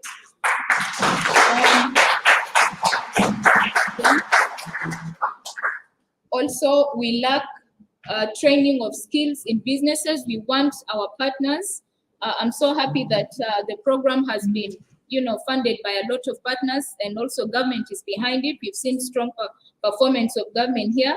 We want training institutions that are free to access without fees for our women. Women in the markets, they need to know how do they record their sales for the day. How does she calculate her profit? If she has sold this, how much has she experienced in selling it, and what is her profit out of it? So we also need that. Next slide, please. Next slide. Okay, how can the issue of women, peace, and security be mainstreamed in your sector? We said we want the full realization of peace for free movement in business. We also want friendly policies that protect women in business. Women need to have a free and a peaceful environment without harassment, without sexual harassment. We also need to lobby for promotion of women in a number of fields, like the security officers, to higher ranks. And this has come up in other presentations from other groups, because a woman can only be free talking to another woman if she experienced sexual harassment or violence. Next slide, please. How can your sector coordinate with other sectors to achieve the agenda of 1325, and what are your proposed entry points? We said there should be women involvement in decision-making policies, because without consulting us, you will not know how the issues affect us. So we need women to be consulted. Even when City Council is coming up with those bylaws, let them come and consult us on the ground. We also need women to be involved in joining security sectors in numbers to ensure their own protection. We also need to form a unifying body of women in business that lobby for their concerns and increase market share. We also need to incorporate modern ways of conducting business, like technology, to upgrade the way we do business in South Sudan. The world is not waiting for us, it is us to go and join the world. So we need companies like Zain, like MTN, to be able to help even the grassroots women by sending daily market prices. I see this is done by some radio stations, but also we need these companies to have the corporate social responsibility towards development of women in the country. Okay, how can the Ministry of Gender, Child and Social Welfare involve the different sectors in implementing the issue of women and peace and security. We gave a way forward for the ministry. We want the Ministry of Gender to assign field extension officers who will come to the ground, interact with the women, cooperative societies, because they already exist, so that they can know how women are working in the market and the issues and challenges that they face. We also need the strengthening of policies and the legal framework in issues. We also want the ministries to involve women in decision-making through continuous consultation with when new policies are passed, because we know problems of yesterday are different from problems of today and that of tomorrow. Next slide, please. Opportunities we see in working together in different sectors to other ministries. We have networking events that we can benefit from each other, and also interact with other women in other countries in the region around Eastern Africa and beyond. There's also voicing out in togetherness to have stronger bargaining powers. When women come together, we will have a bigger voice to lobby as a group, other than lobbying as individuals. We also want to have many cluster zones in place. We need business zones, or we need economic zones where women can access places at a cheaper rate. For example, Abuna there, we have one of the women who is a pastor. She's working in Souk Libya, but she's not sure of her day tomorrow, because tomorrow somebody will come and say, okay, I don't want you here, I want to put somebody else. Actually, they are selling their fresh vegetables in a Midan, okay? So what if the government comes tomorrow and says, we want to put up a structure? That means she has lost the place where she works. Next slide, please. Our strategies to, our guidance to the strategies to implement the resolution on women and peace. We'll do that, and we hope that by encouraging and implementing ideas of setting up business cooperatives to women in business for ease of conducting business and management, because there is beauty when you come together as an organized group. Also encouraging women to do local savings like merry-go-round, so that they can access soft loans and free loans, self-realization and support for self-love towards one another in order to outdo the foreign competitors. We know that South Sudan, we opened too fast to the world without strengthening our own capacity. So, but in order to do that, this is business, it is work. We need to love and buy from each other. We have a tendency, somebody gave a very good example during the day, that somebody would rather buy a product from out because they believe the product from out is superior than that one from a fellow Junubi sister. So we also need to love our own and have the love for the country at heart. We also have the issue of segregation in market areas. For example, we have, there are those officers that even work in government institutions that own shops in those market areas, but they will not rent to national South Sudanese women. They would rather rent it to other foreigners because they will get better rates for those rent. So we need the segregation to stop. And one of the issues that maybe we forgot to capture was the issue of importation of products. When these women go to Gumbo market to buy, we all know Gumbo market, it's called the farms market, and it is mostly dominated by our sisters and brothers from Uganda. But when you go there to buy fresh vegetables in bulk, it is even them to determine to you the border that will bring it to you up to your Burei market or your Souk Libya market. Okay, so you buy from them, but also it is there, you own Ugandan border that will bring it to you to where you work from. So we need to change that. We need to own the chain of doing business in South Sudan. Next slide, please.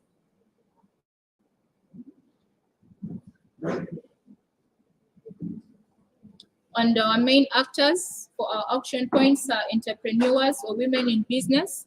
We need the Ministry of Gender and Social Welfare to take lead, and other ministries I mentioned earlier in the day in my comment, like Ministry of Trade and Finance and Investment. We need City Council and custom duties and the revenue to be also part in this. We also need the Chamber of Commerce. We need the Ministry of Investment. and also the security sectors, because they really don't understand. Instead of protecting us, they use the law around to repress us. So we also need them to be on board. How will your sector coordinate with other?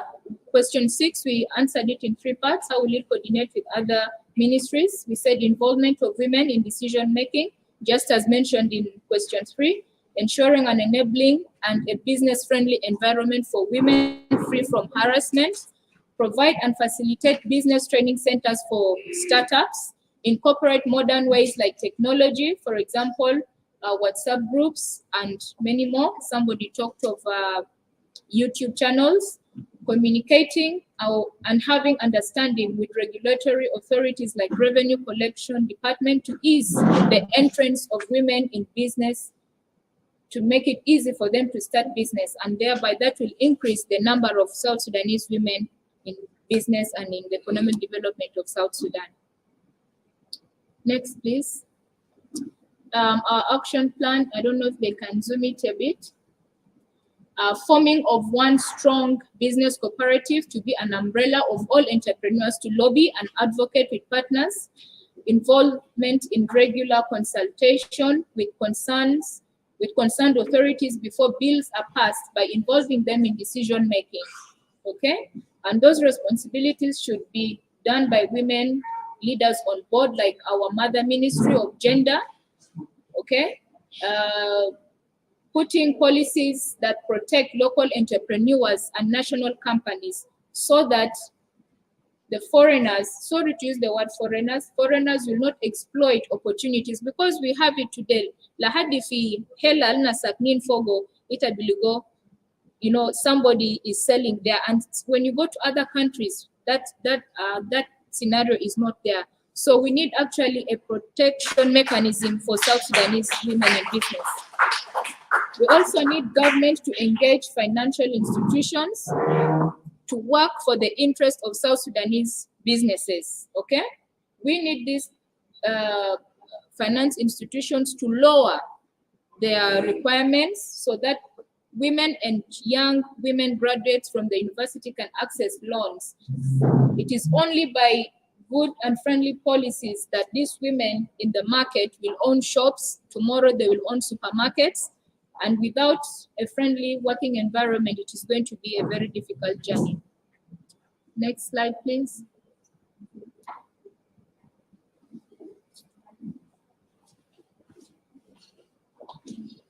Okay, I think that is the end of our presentation. Thank you so much for that. And yes, I love that. You can always donate it to me.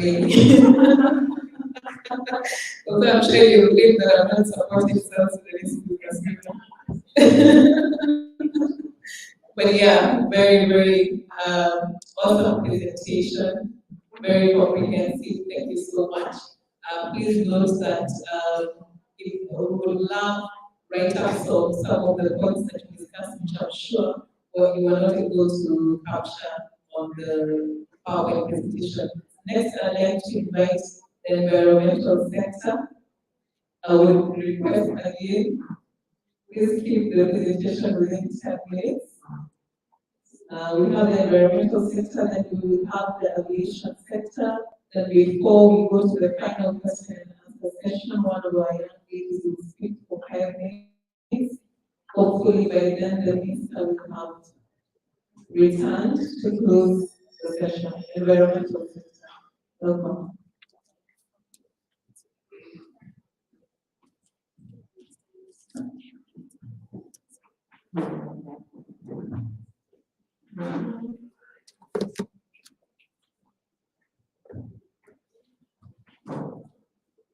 Okay.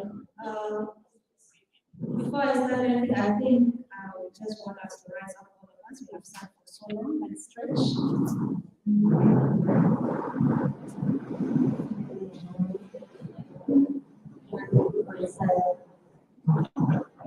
And just stretch. Do something. Okay, thank you so much.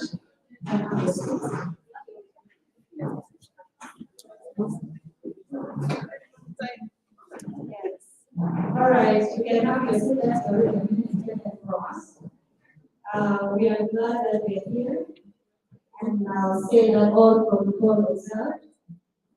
This is the environment sector, and I'm happy that we are put forward, and we should actually be the first to present, because all the things that we are doing are within the environment. Hello. I hope all of us, whatever you're doing in business or in health or whatever it is, they are all within the environment. And all the environmental issues are health issues, are business issues, they actually cross-cut. So this group is comprised of we were 5. We are actually told yesterday to join one of the group, and we refused because the forum was, very small. But we refused because the environment has to stand on its own. There are a lot of challenges, and there are things that we really need to do as people. All right, so we have the group members, myself, I'm human health, I'm the environmentalist, and I was glad to be awarded the environment intellectuals. We have 2 of them. We have an on here.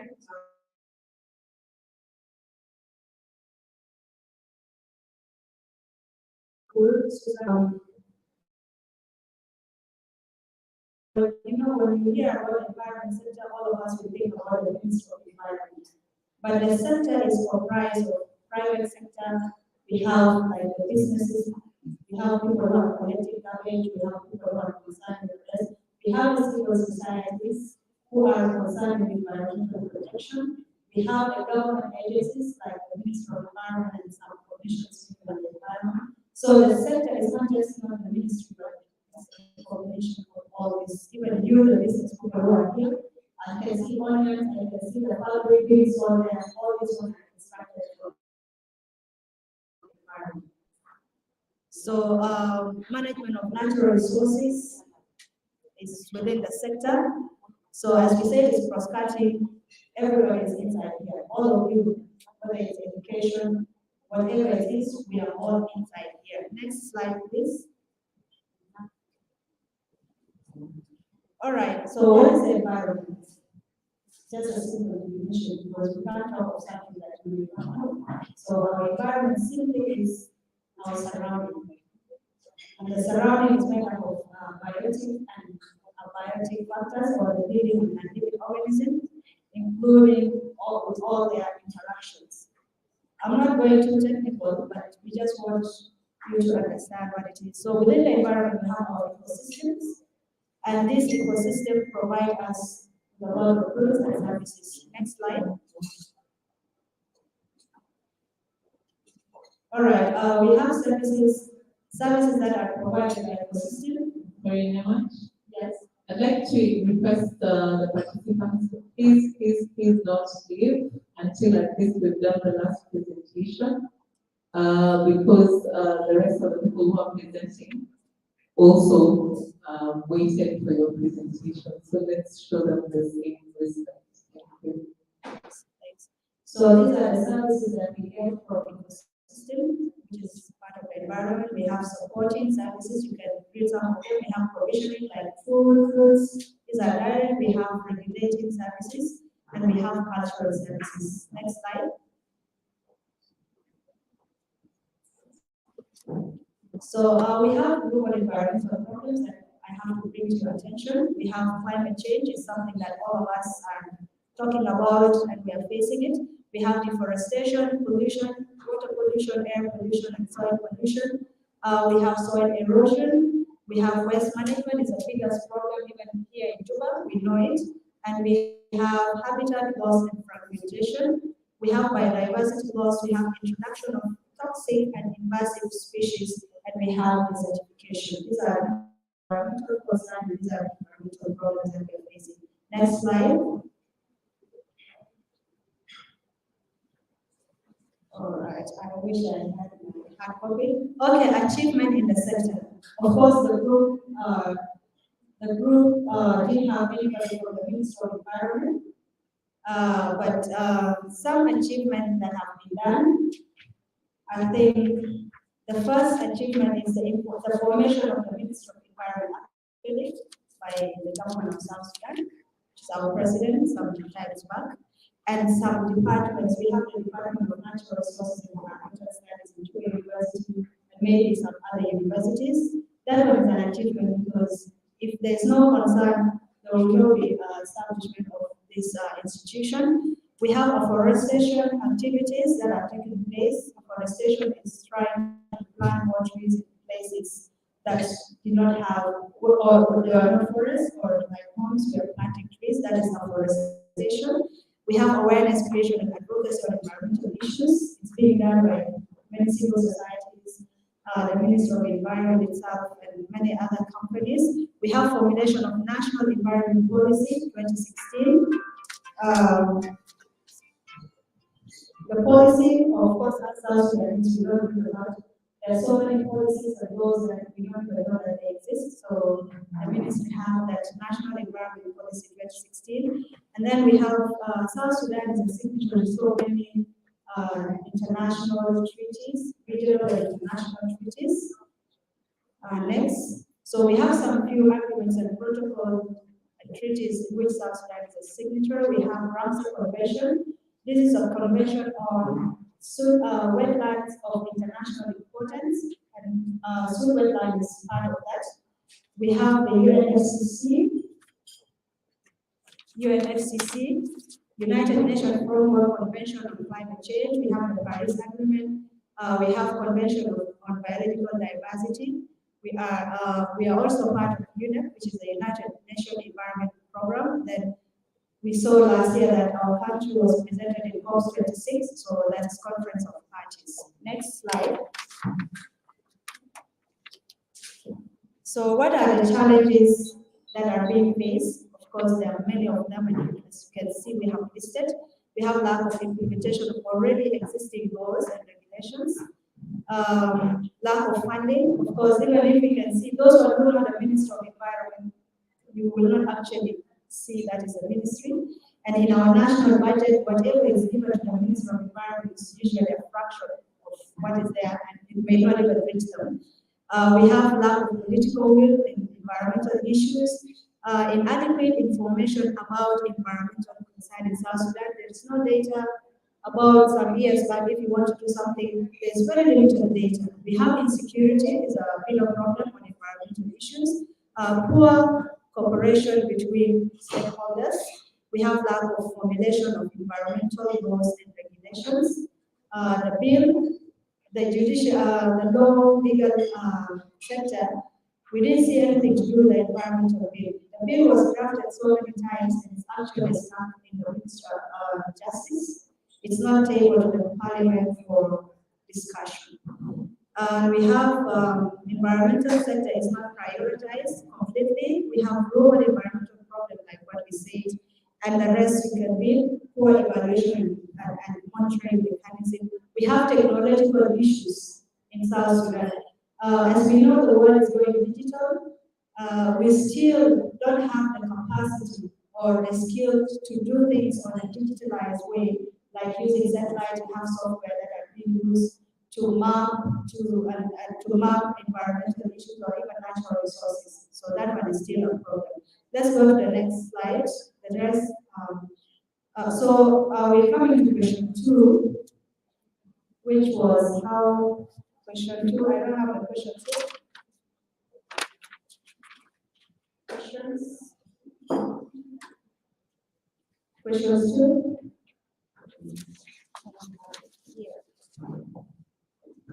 Sorry.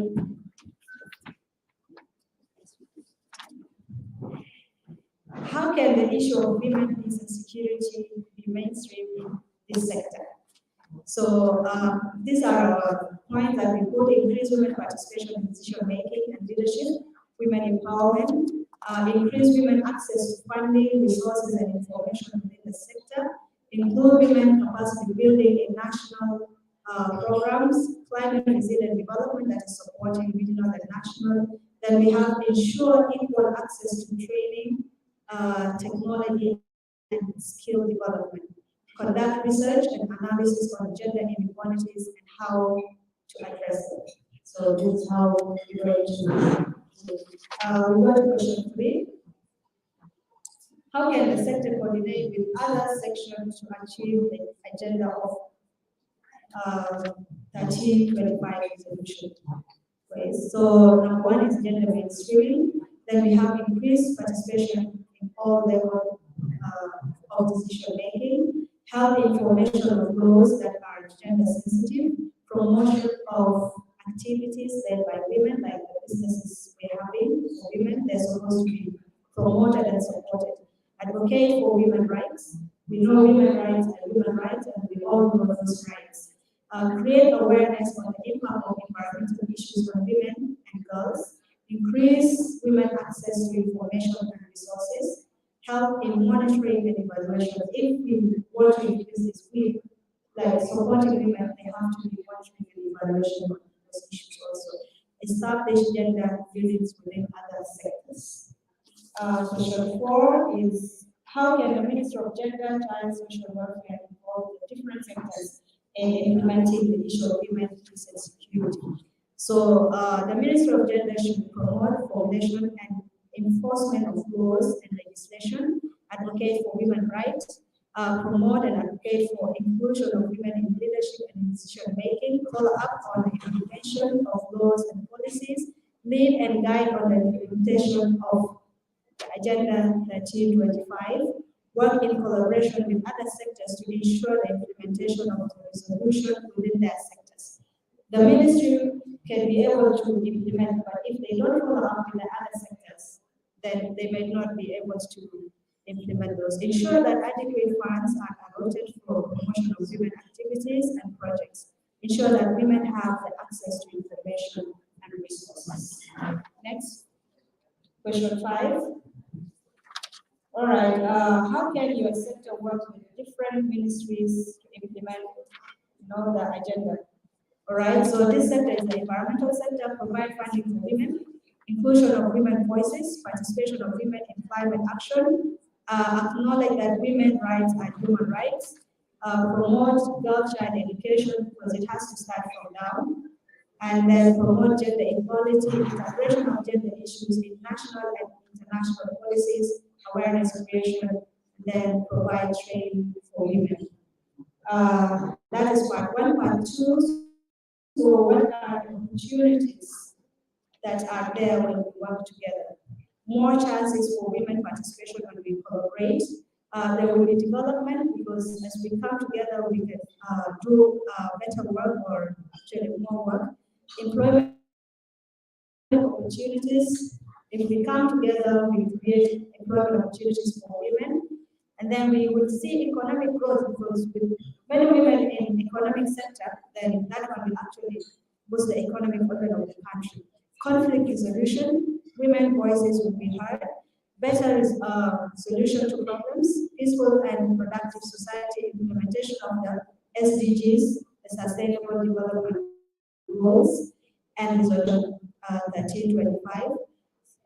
Formulation of laws and policies, inclusion of women issues in all the sectors, and then we have attainment of the 35% affirmative action. Next, so this is the last question, our strategies and action plans. We have this table. So the strategy, number 1 is promotion of gender equality, and those are our action plans to conduct seminars and workshops, advocacy, awareness creation, capacity building, formulation of policies and laws. So who are going to be the main actors? We have the Ministry of Environment and Forestry, civil societies, local authorities, NGOs, UN agencies like those of FAO.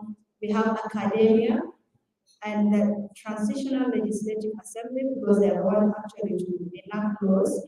Then we have other line ministries. Number 2 is women empowerment. The second is strategy, increase access to funds and information, create opportunities, capacity building, support women-led projects, skill development, and awareness creation. The same, those are the actors, NGOs, Ministry of Environment and Forestry, CBOs, women-led groups, civil society, and UN agencies. Next, the last. Next slide. All All right, this is our last slide. So our next strategy is increase women participation. So we have to advocate for 35% affirmative action, build women capacity still, create more opportunities for women, economic empowerment, provide training and guidance on leadership, amplify women voices, formulate policies that increase women participation.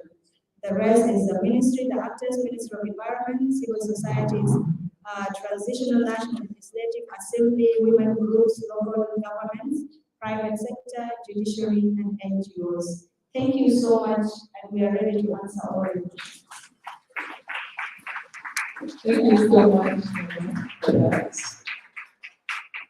I've always been amazed at how environment interrelates with health.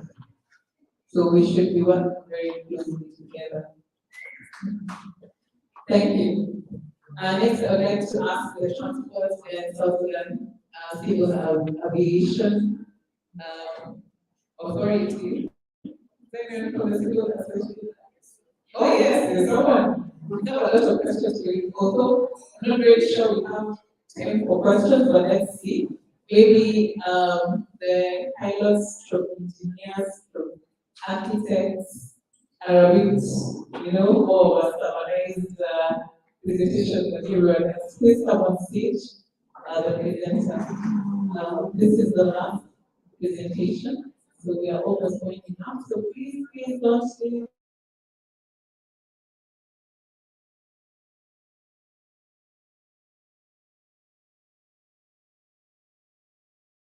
From just passions, they're the people with the money.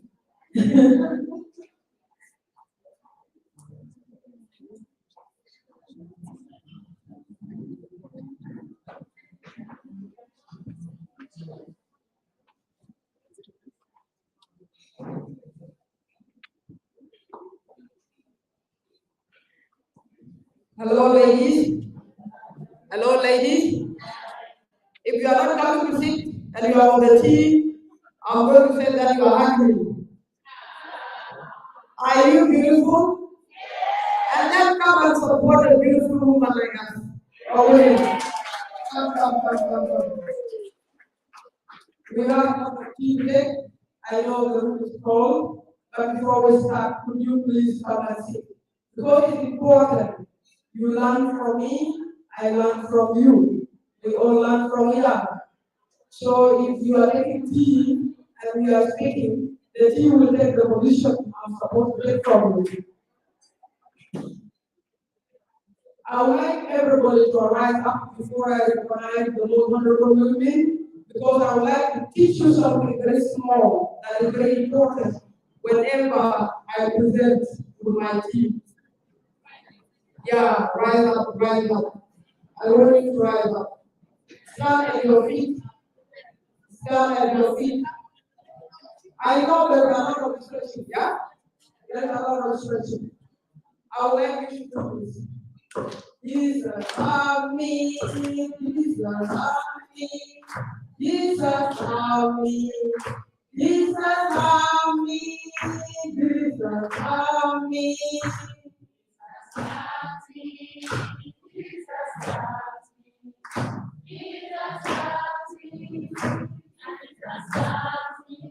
I want you to face your neighbor, face your neighbor, face your neighbor. Because you love your neighbor.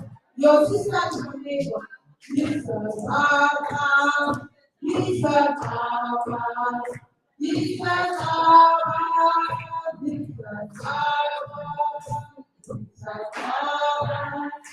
Jesus, Papa.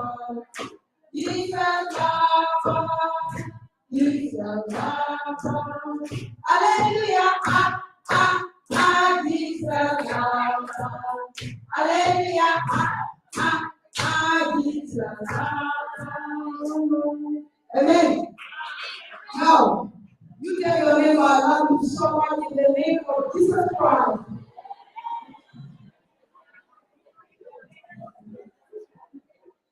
So, my ladies, Honorable Minister of Gender, Social Welfare, I think Madam Yan is around, Madam Yan, the president of Kiki, right, of boxing. I appreciate that position. First time to be with us. All the excellencies from different states, honorables, ladies, good evening. I would like to introduce my colleague who will present. She's called PU, the Maui. She's an inspector officer for aerodrome in civil aviation. On the side of me, my name is Adil.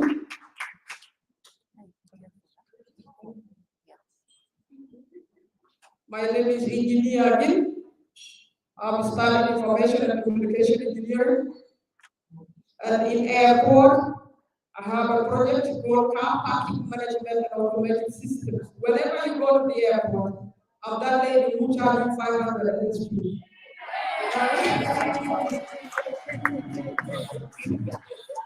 So, without wasting time, I would like to welcome my colleague, take her through, and I will be sitting next to you in case of any I will come up.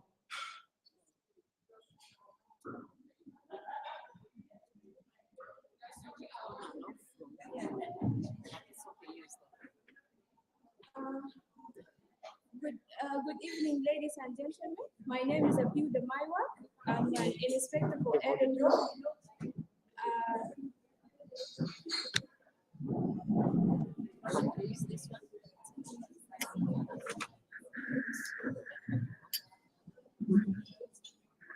Francis, how do you erase this? How do you erase this? Francis, how do you erase this? This is the last.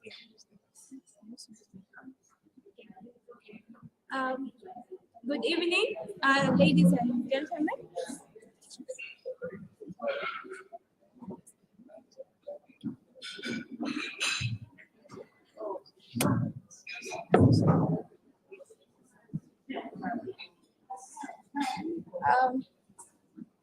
I'm going to make it to summarize everything because of time, and also I want to allow my colleague to continue with.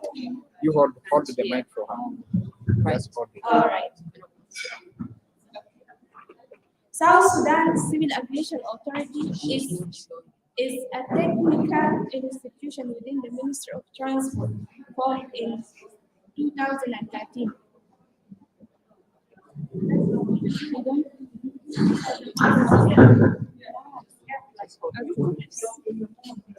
All right.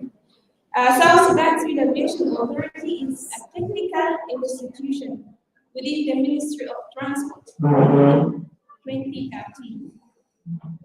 It's responsible for implementing policies on aviation in order to ensure safe, economical, and efficient air travel. We have 7 departments: administration and finance, aerodrome, aviation security, safety, engineering, and air traffic management.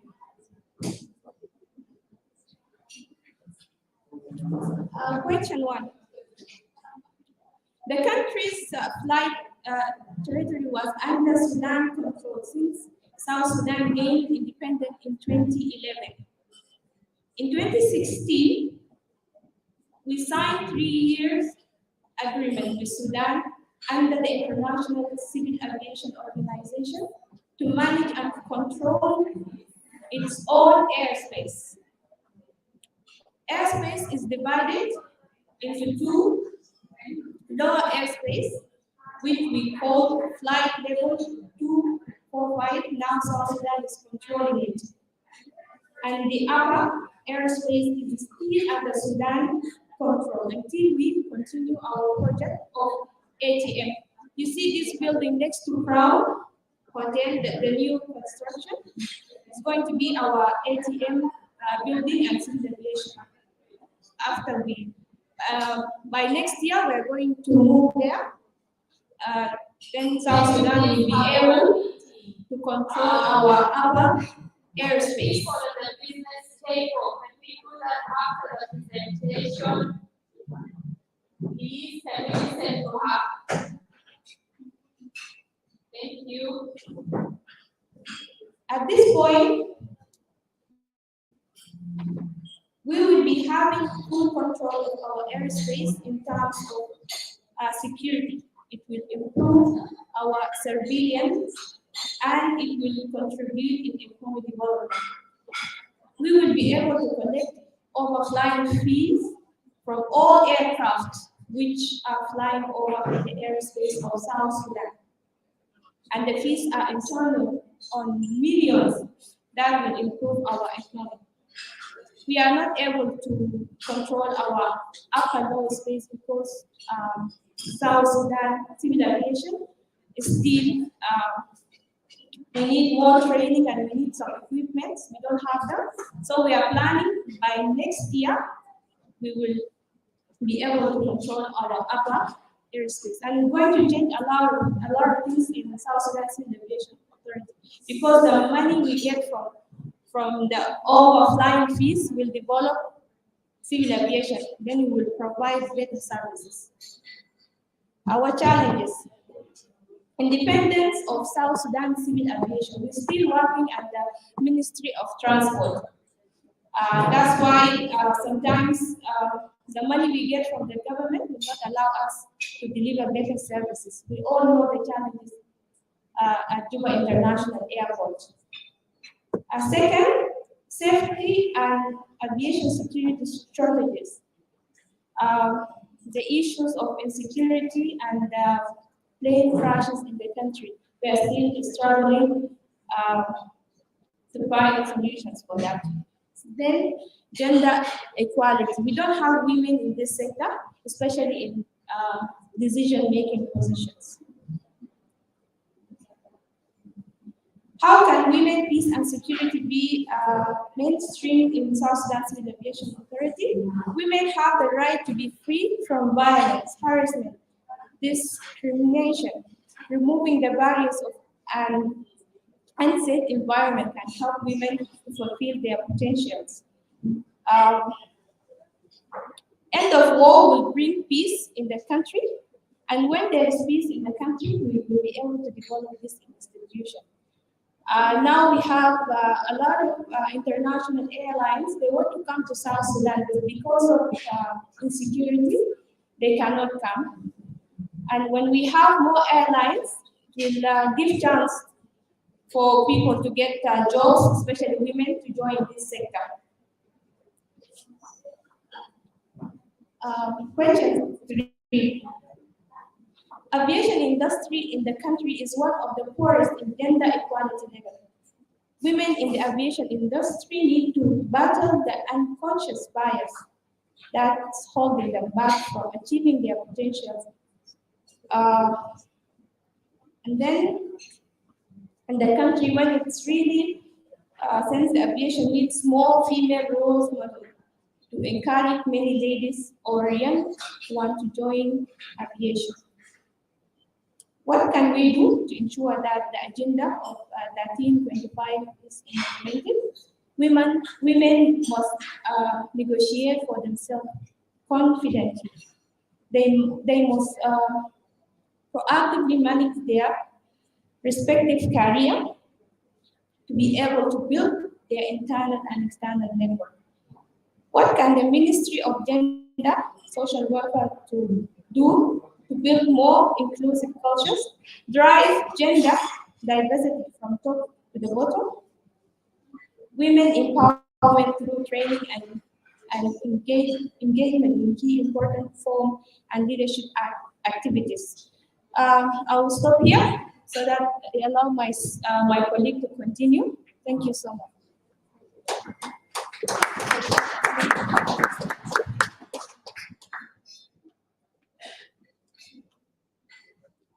My colleague has already presented about question 3, the agenda of implementing how to implement the security at 1325. So if you look, the security itself, I would like to ask a question before I proceed, because I like to do that when I present. How many women understand the terminology called security? Just any two or one can volunteer. What is security? What is security? Yes? Security, according to my own understanding, Yes. you are maybe in environment where there is no war or fight. You have peace of mind. Thank you. I think the common understanding of security is about war, right? You believe someone will beat you, someone will kill you, that is security. But we have to look at other different types of security. The food security, okay? Even social security. So if I am with 5 ladies and I gossiping about me, I'm insecure, I'm not in a secure environment, that is a security threat. So another thing is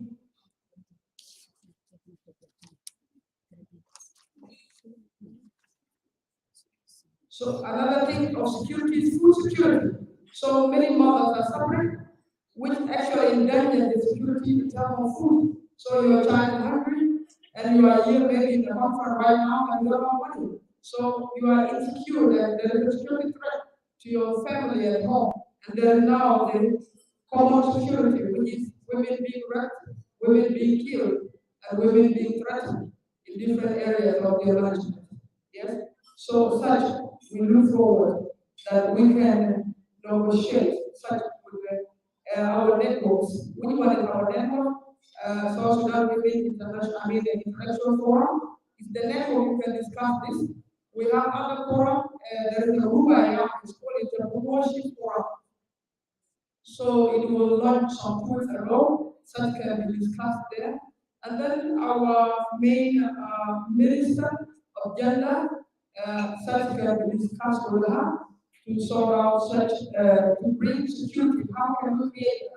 And then we have Atian, she has been working a lot with women since, I think since I was young, I've been seeing her so much involved. So to create food and other things that involve security issues. So I think that is that. And then how can the Minister of Gender and Social Welfare do to build more inclusive culture? So if I can say today, under this point, we look at to drive the gender diversity from top to the bottom. What do I mean by that?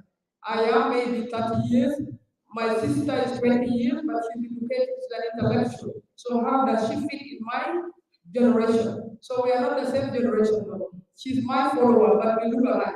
So how can she fit in my society of ladies like me?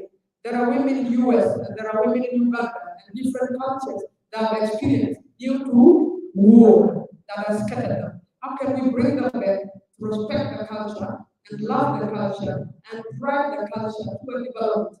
So I think the Minister of Gender should focus so much on the culture improvement to make sure that women are able to justify in a way that they can understand. Training through vocational training centers.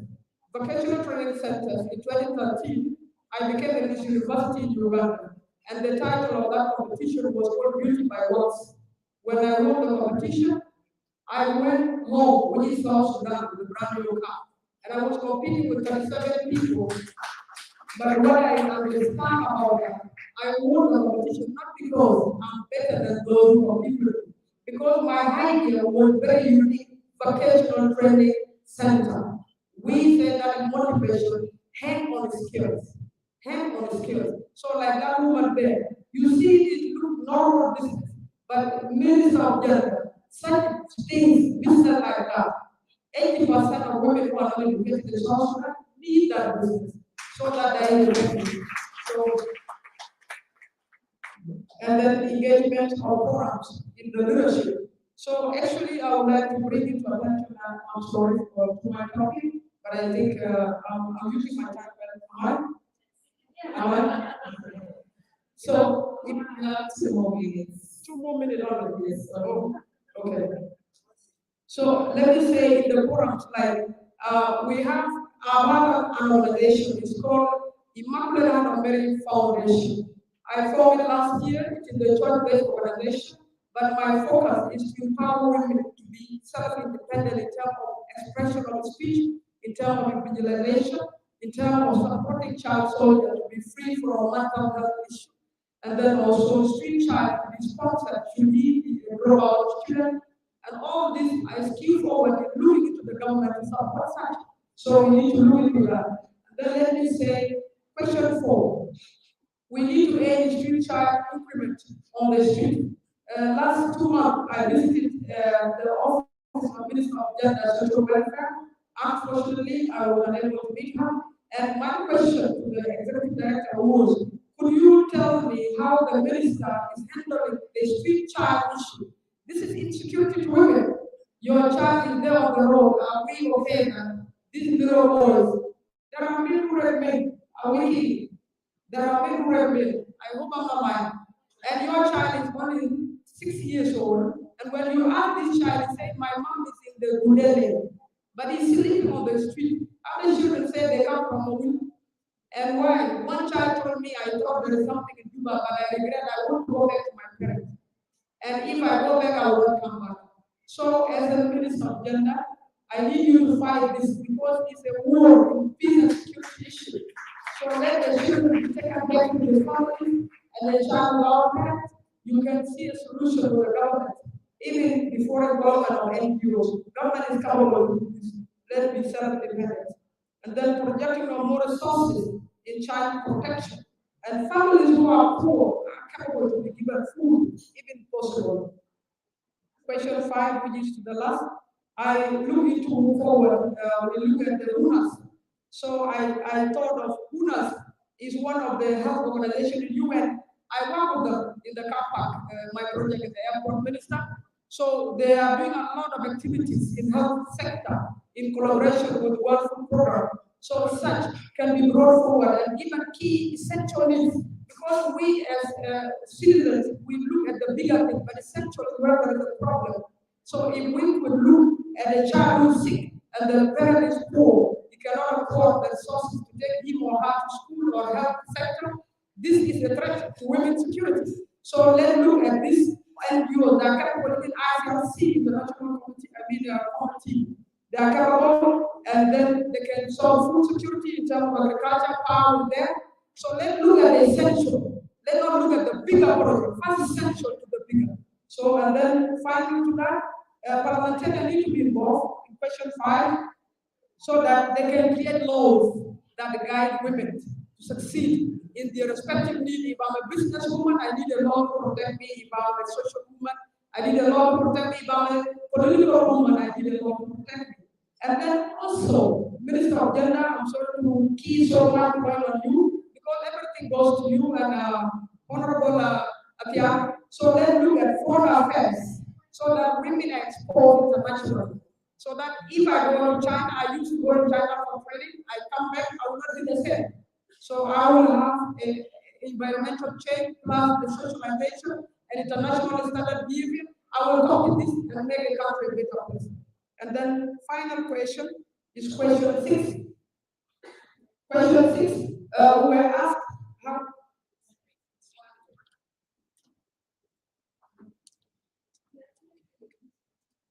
Question 6, if you see, I use something called a cascade model. Cascade model is just to explain to you what I meant by that. In security, we need to look at the vision. So for us to solve the cancer, the United Nations Council, let's have a vision. The vision is now peace and security. And then if that is our vision, and then we have to look at the values to be key toward that situation. We must involve the actors, which I consider the national security, the United Nations security itself should be one actor, and then we have the government, because that requires resources, and when both political parties. So all these bodies involved, we can be able to know that we need to focus, number 1, women involvement and participation in the leadership should be considered, and then number 2 on the focus, qualified women should be appointed in the political position. Because if I am a youth today, I am an engineer, but I'm not capable, it cannot help. But if I'm capable, I can do an impact. So let's not support women because we are women only. Let's give women what they can do so that they can make an impact from the top to the bottom. And then we look at the laws implemented. Existing laws are already there, but they are not enforced to save women. And then the objectives, we must have objectives in the security 113, 1325, we must have the implementation of this agreement to end a complete conflict issue. So we must have a complete agreement. It has to be implemented and observed and also experienced. And then finally, we look at the key performance indicators, involvement of all stakeholders who are those. We look at the government, we look at the chief and the girl child and the women. These are different stakeholders, but if you break it down, we can understand where this is going on. And then finally, we look at the projects itself. So different projects will be created to achieve all these goals into different perspectives. So I thank you so much for listening. Always when you are allowed to take a vote. Thank you. Thank you so much.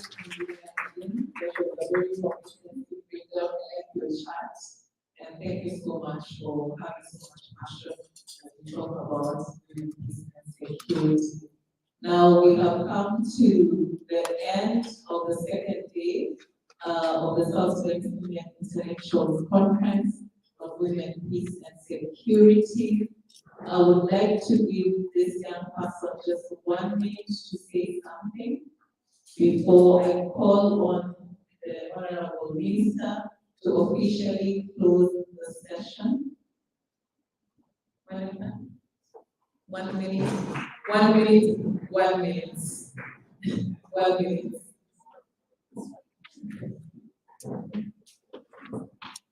I'm not going to take much of our time. My name is Nawiso Wenepaida, a student from Uganda, and a proud mother, a fresh divorcee. Yeah, a former dropout. I wanted to add on something in relation to education. So I'm standing before you because of the support of my fellow women who are in and those who are out. I want to urge all of us, if you have a sister, a daughter who has dropped out during this COVID time or before COVID time, please encourage them and support them financially, psychologically to go back to school, motivate them. If I didn't have people I looked upon, like Comrade Manunu and my sister Aisha, Mama Moni Bage, Christine, there are a lot of ladies who have inspired me to stand here today, not because of my own effort. So I urge and encourage everybody in the house, especially we women, to stand up for our daughters who have dropped out of school during this COVID time, to encourage them and support them. Thank you.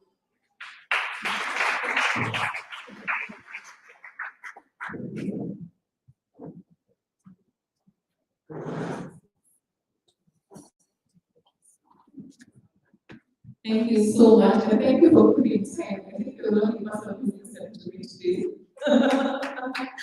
Well, that's okay. This was, I'll just say a few words before I call on the minister. I want to tell you all that we are so thankful and grateful to all of you for being here today, for joining us, for participating, for giving your recommendations, for the discussions. I have never seen such a wide, sort of a lot of ideas coming up from so many different sectors, and it shows that there's a possibility for all the sectors to work together on issues of women, peace, and security.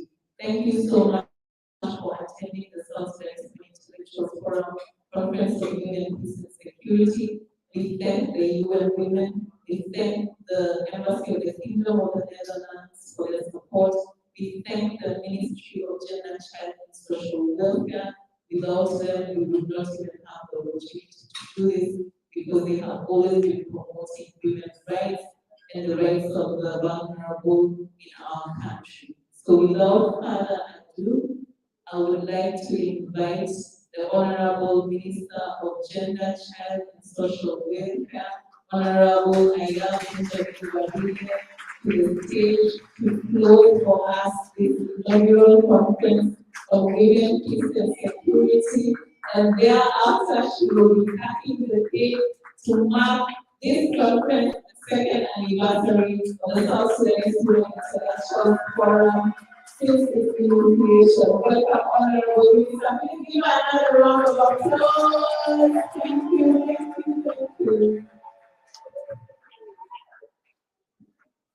Thank you, Dr. Anne.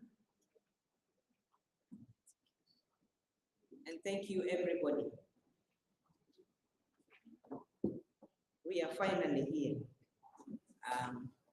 on the second day, the second and the last day. I didn't follow all the sessions, but I'm made to understand that a lot of things happened here. And when I called Dr. Anne this afternoon to tell her that I would come in to close, I said this. I said, Dr. Anne, I know in all the presentations, everybody is going to say, this task is going to the Ministry of Gender, Child and Social Welfare. I told her, make sure that they also tell me where I'm going to get the technical and financial support.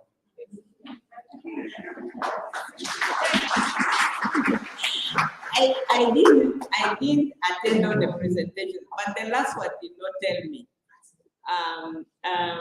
So I look forward to see get the reports so that I can go through the recommendations. And let's not leave it there. Let's continue with what we have started. I want to see all of us in what we've agreed to do on women, peace and security.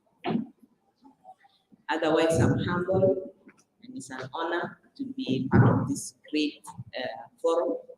And I want to thank you all for attending and thank the organizers. And promise you or assure you or you, really to just to say that you can count on our leadership to make sure that we drive this agenda forward.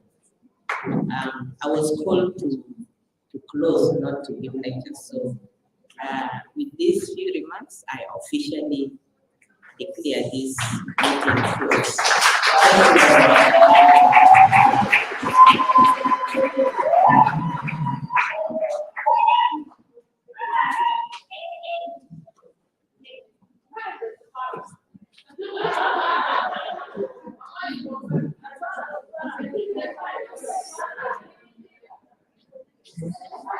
Thank you so much, Honorable Minister. Please clap again for the Honorable Minister. Please clap for the Honorable Minister. We are mad what you're saying. You are all people who are technical expertise. You all have the ability to look for resources and advocate for them. And we are all in this together. Thank you so much. So now I would like to request the Honorable Minister to get down on the stage and help in cutting the cake as we end this inaugural Women's Conference on Women, Peace and Security.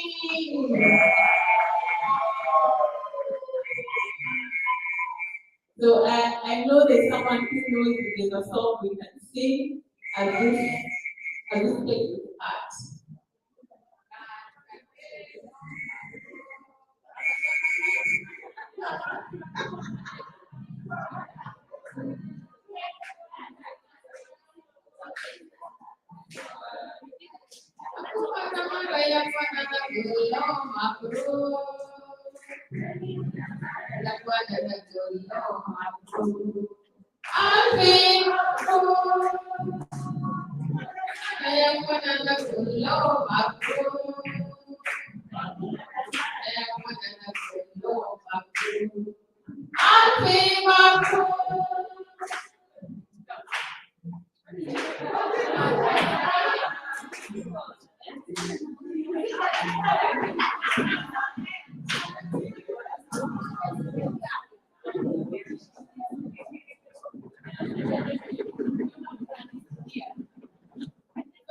going to do as they cut the cake, we will say, we'll go 1, 2, 3, then all of us shout, women, peace, and security. And then the cake will be cut.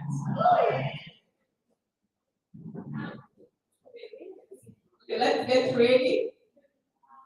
1, 2, 3. Women, peace, and security.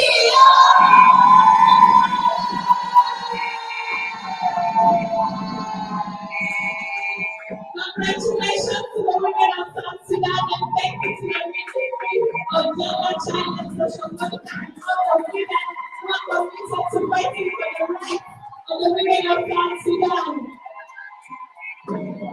Congratulations once again. Thank you so much. Thank you everyone. Upon my team to just cut the cake into pieces and pack them for you.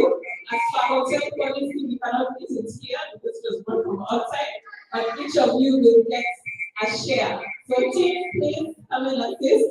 Thank you so much to the minister. Thank you, my elder. Thank you so much. Thank you. We are so grateful.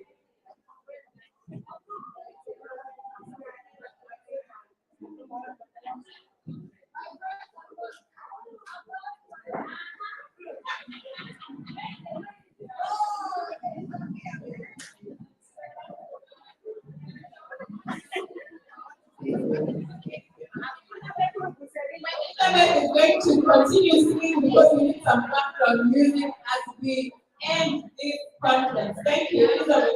Continue.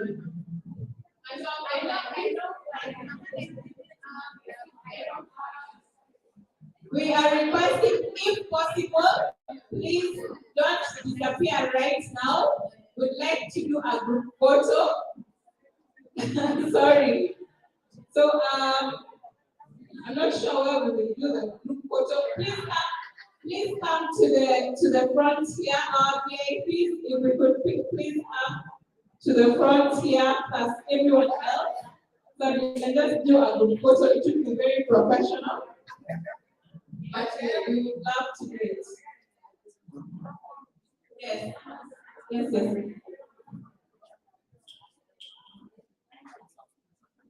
Please don't go. Let's do the group photo just under the banner, please. Everyone, please just head there as our team continues to pack the cake. Thank you, thank you, thank you. We can have Teresa and Honorable Aya and also Honorable Margaret Hosea. Our mothers, please, to the front of the stage. We would love to do a group photo just to remember this beautiful, beautiful moment. Please, the rest of you, please join in. I know we won't all be seen, but you can always say I was in that photo. I was there.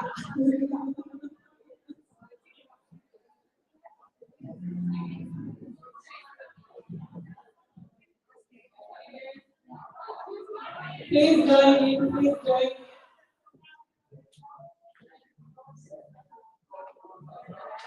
Please join in.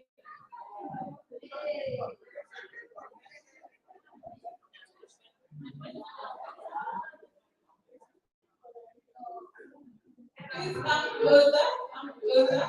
Can the camera people see everyone standing there?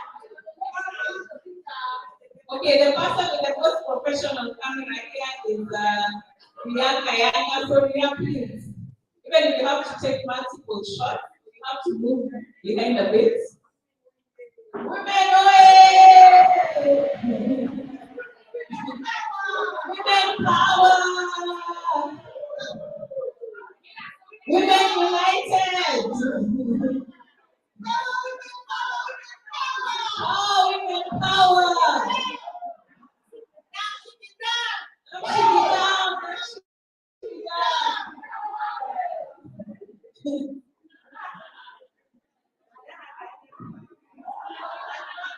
The camera people can tell us when they are satisfied with the photo.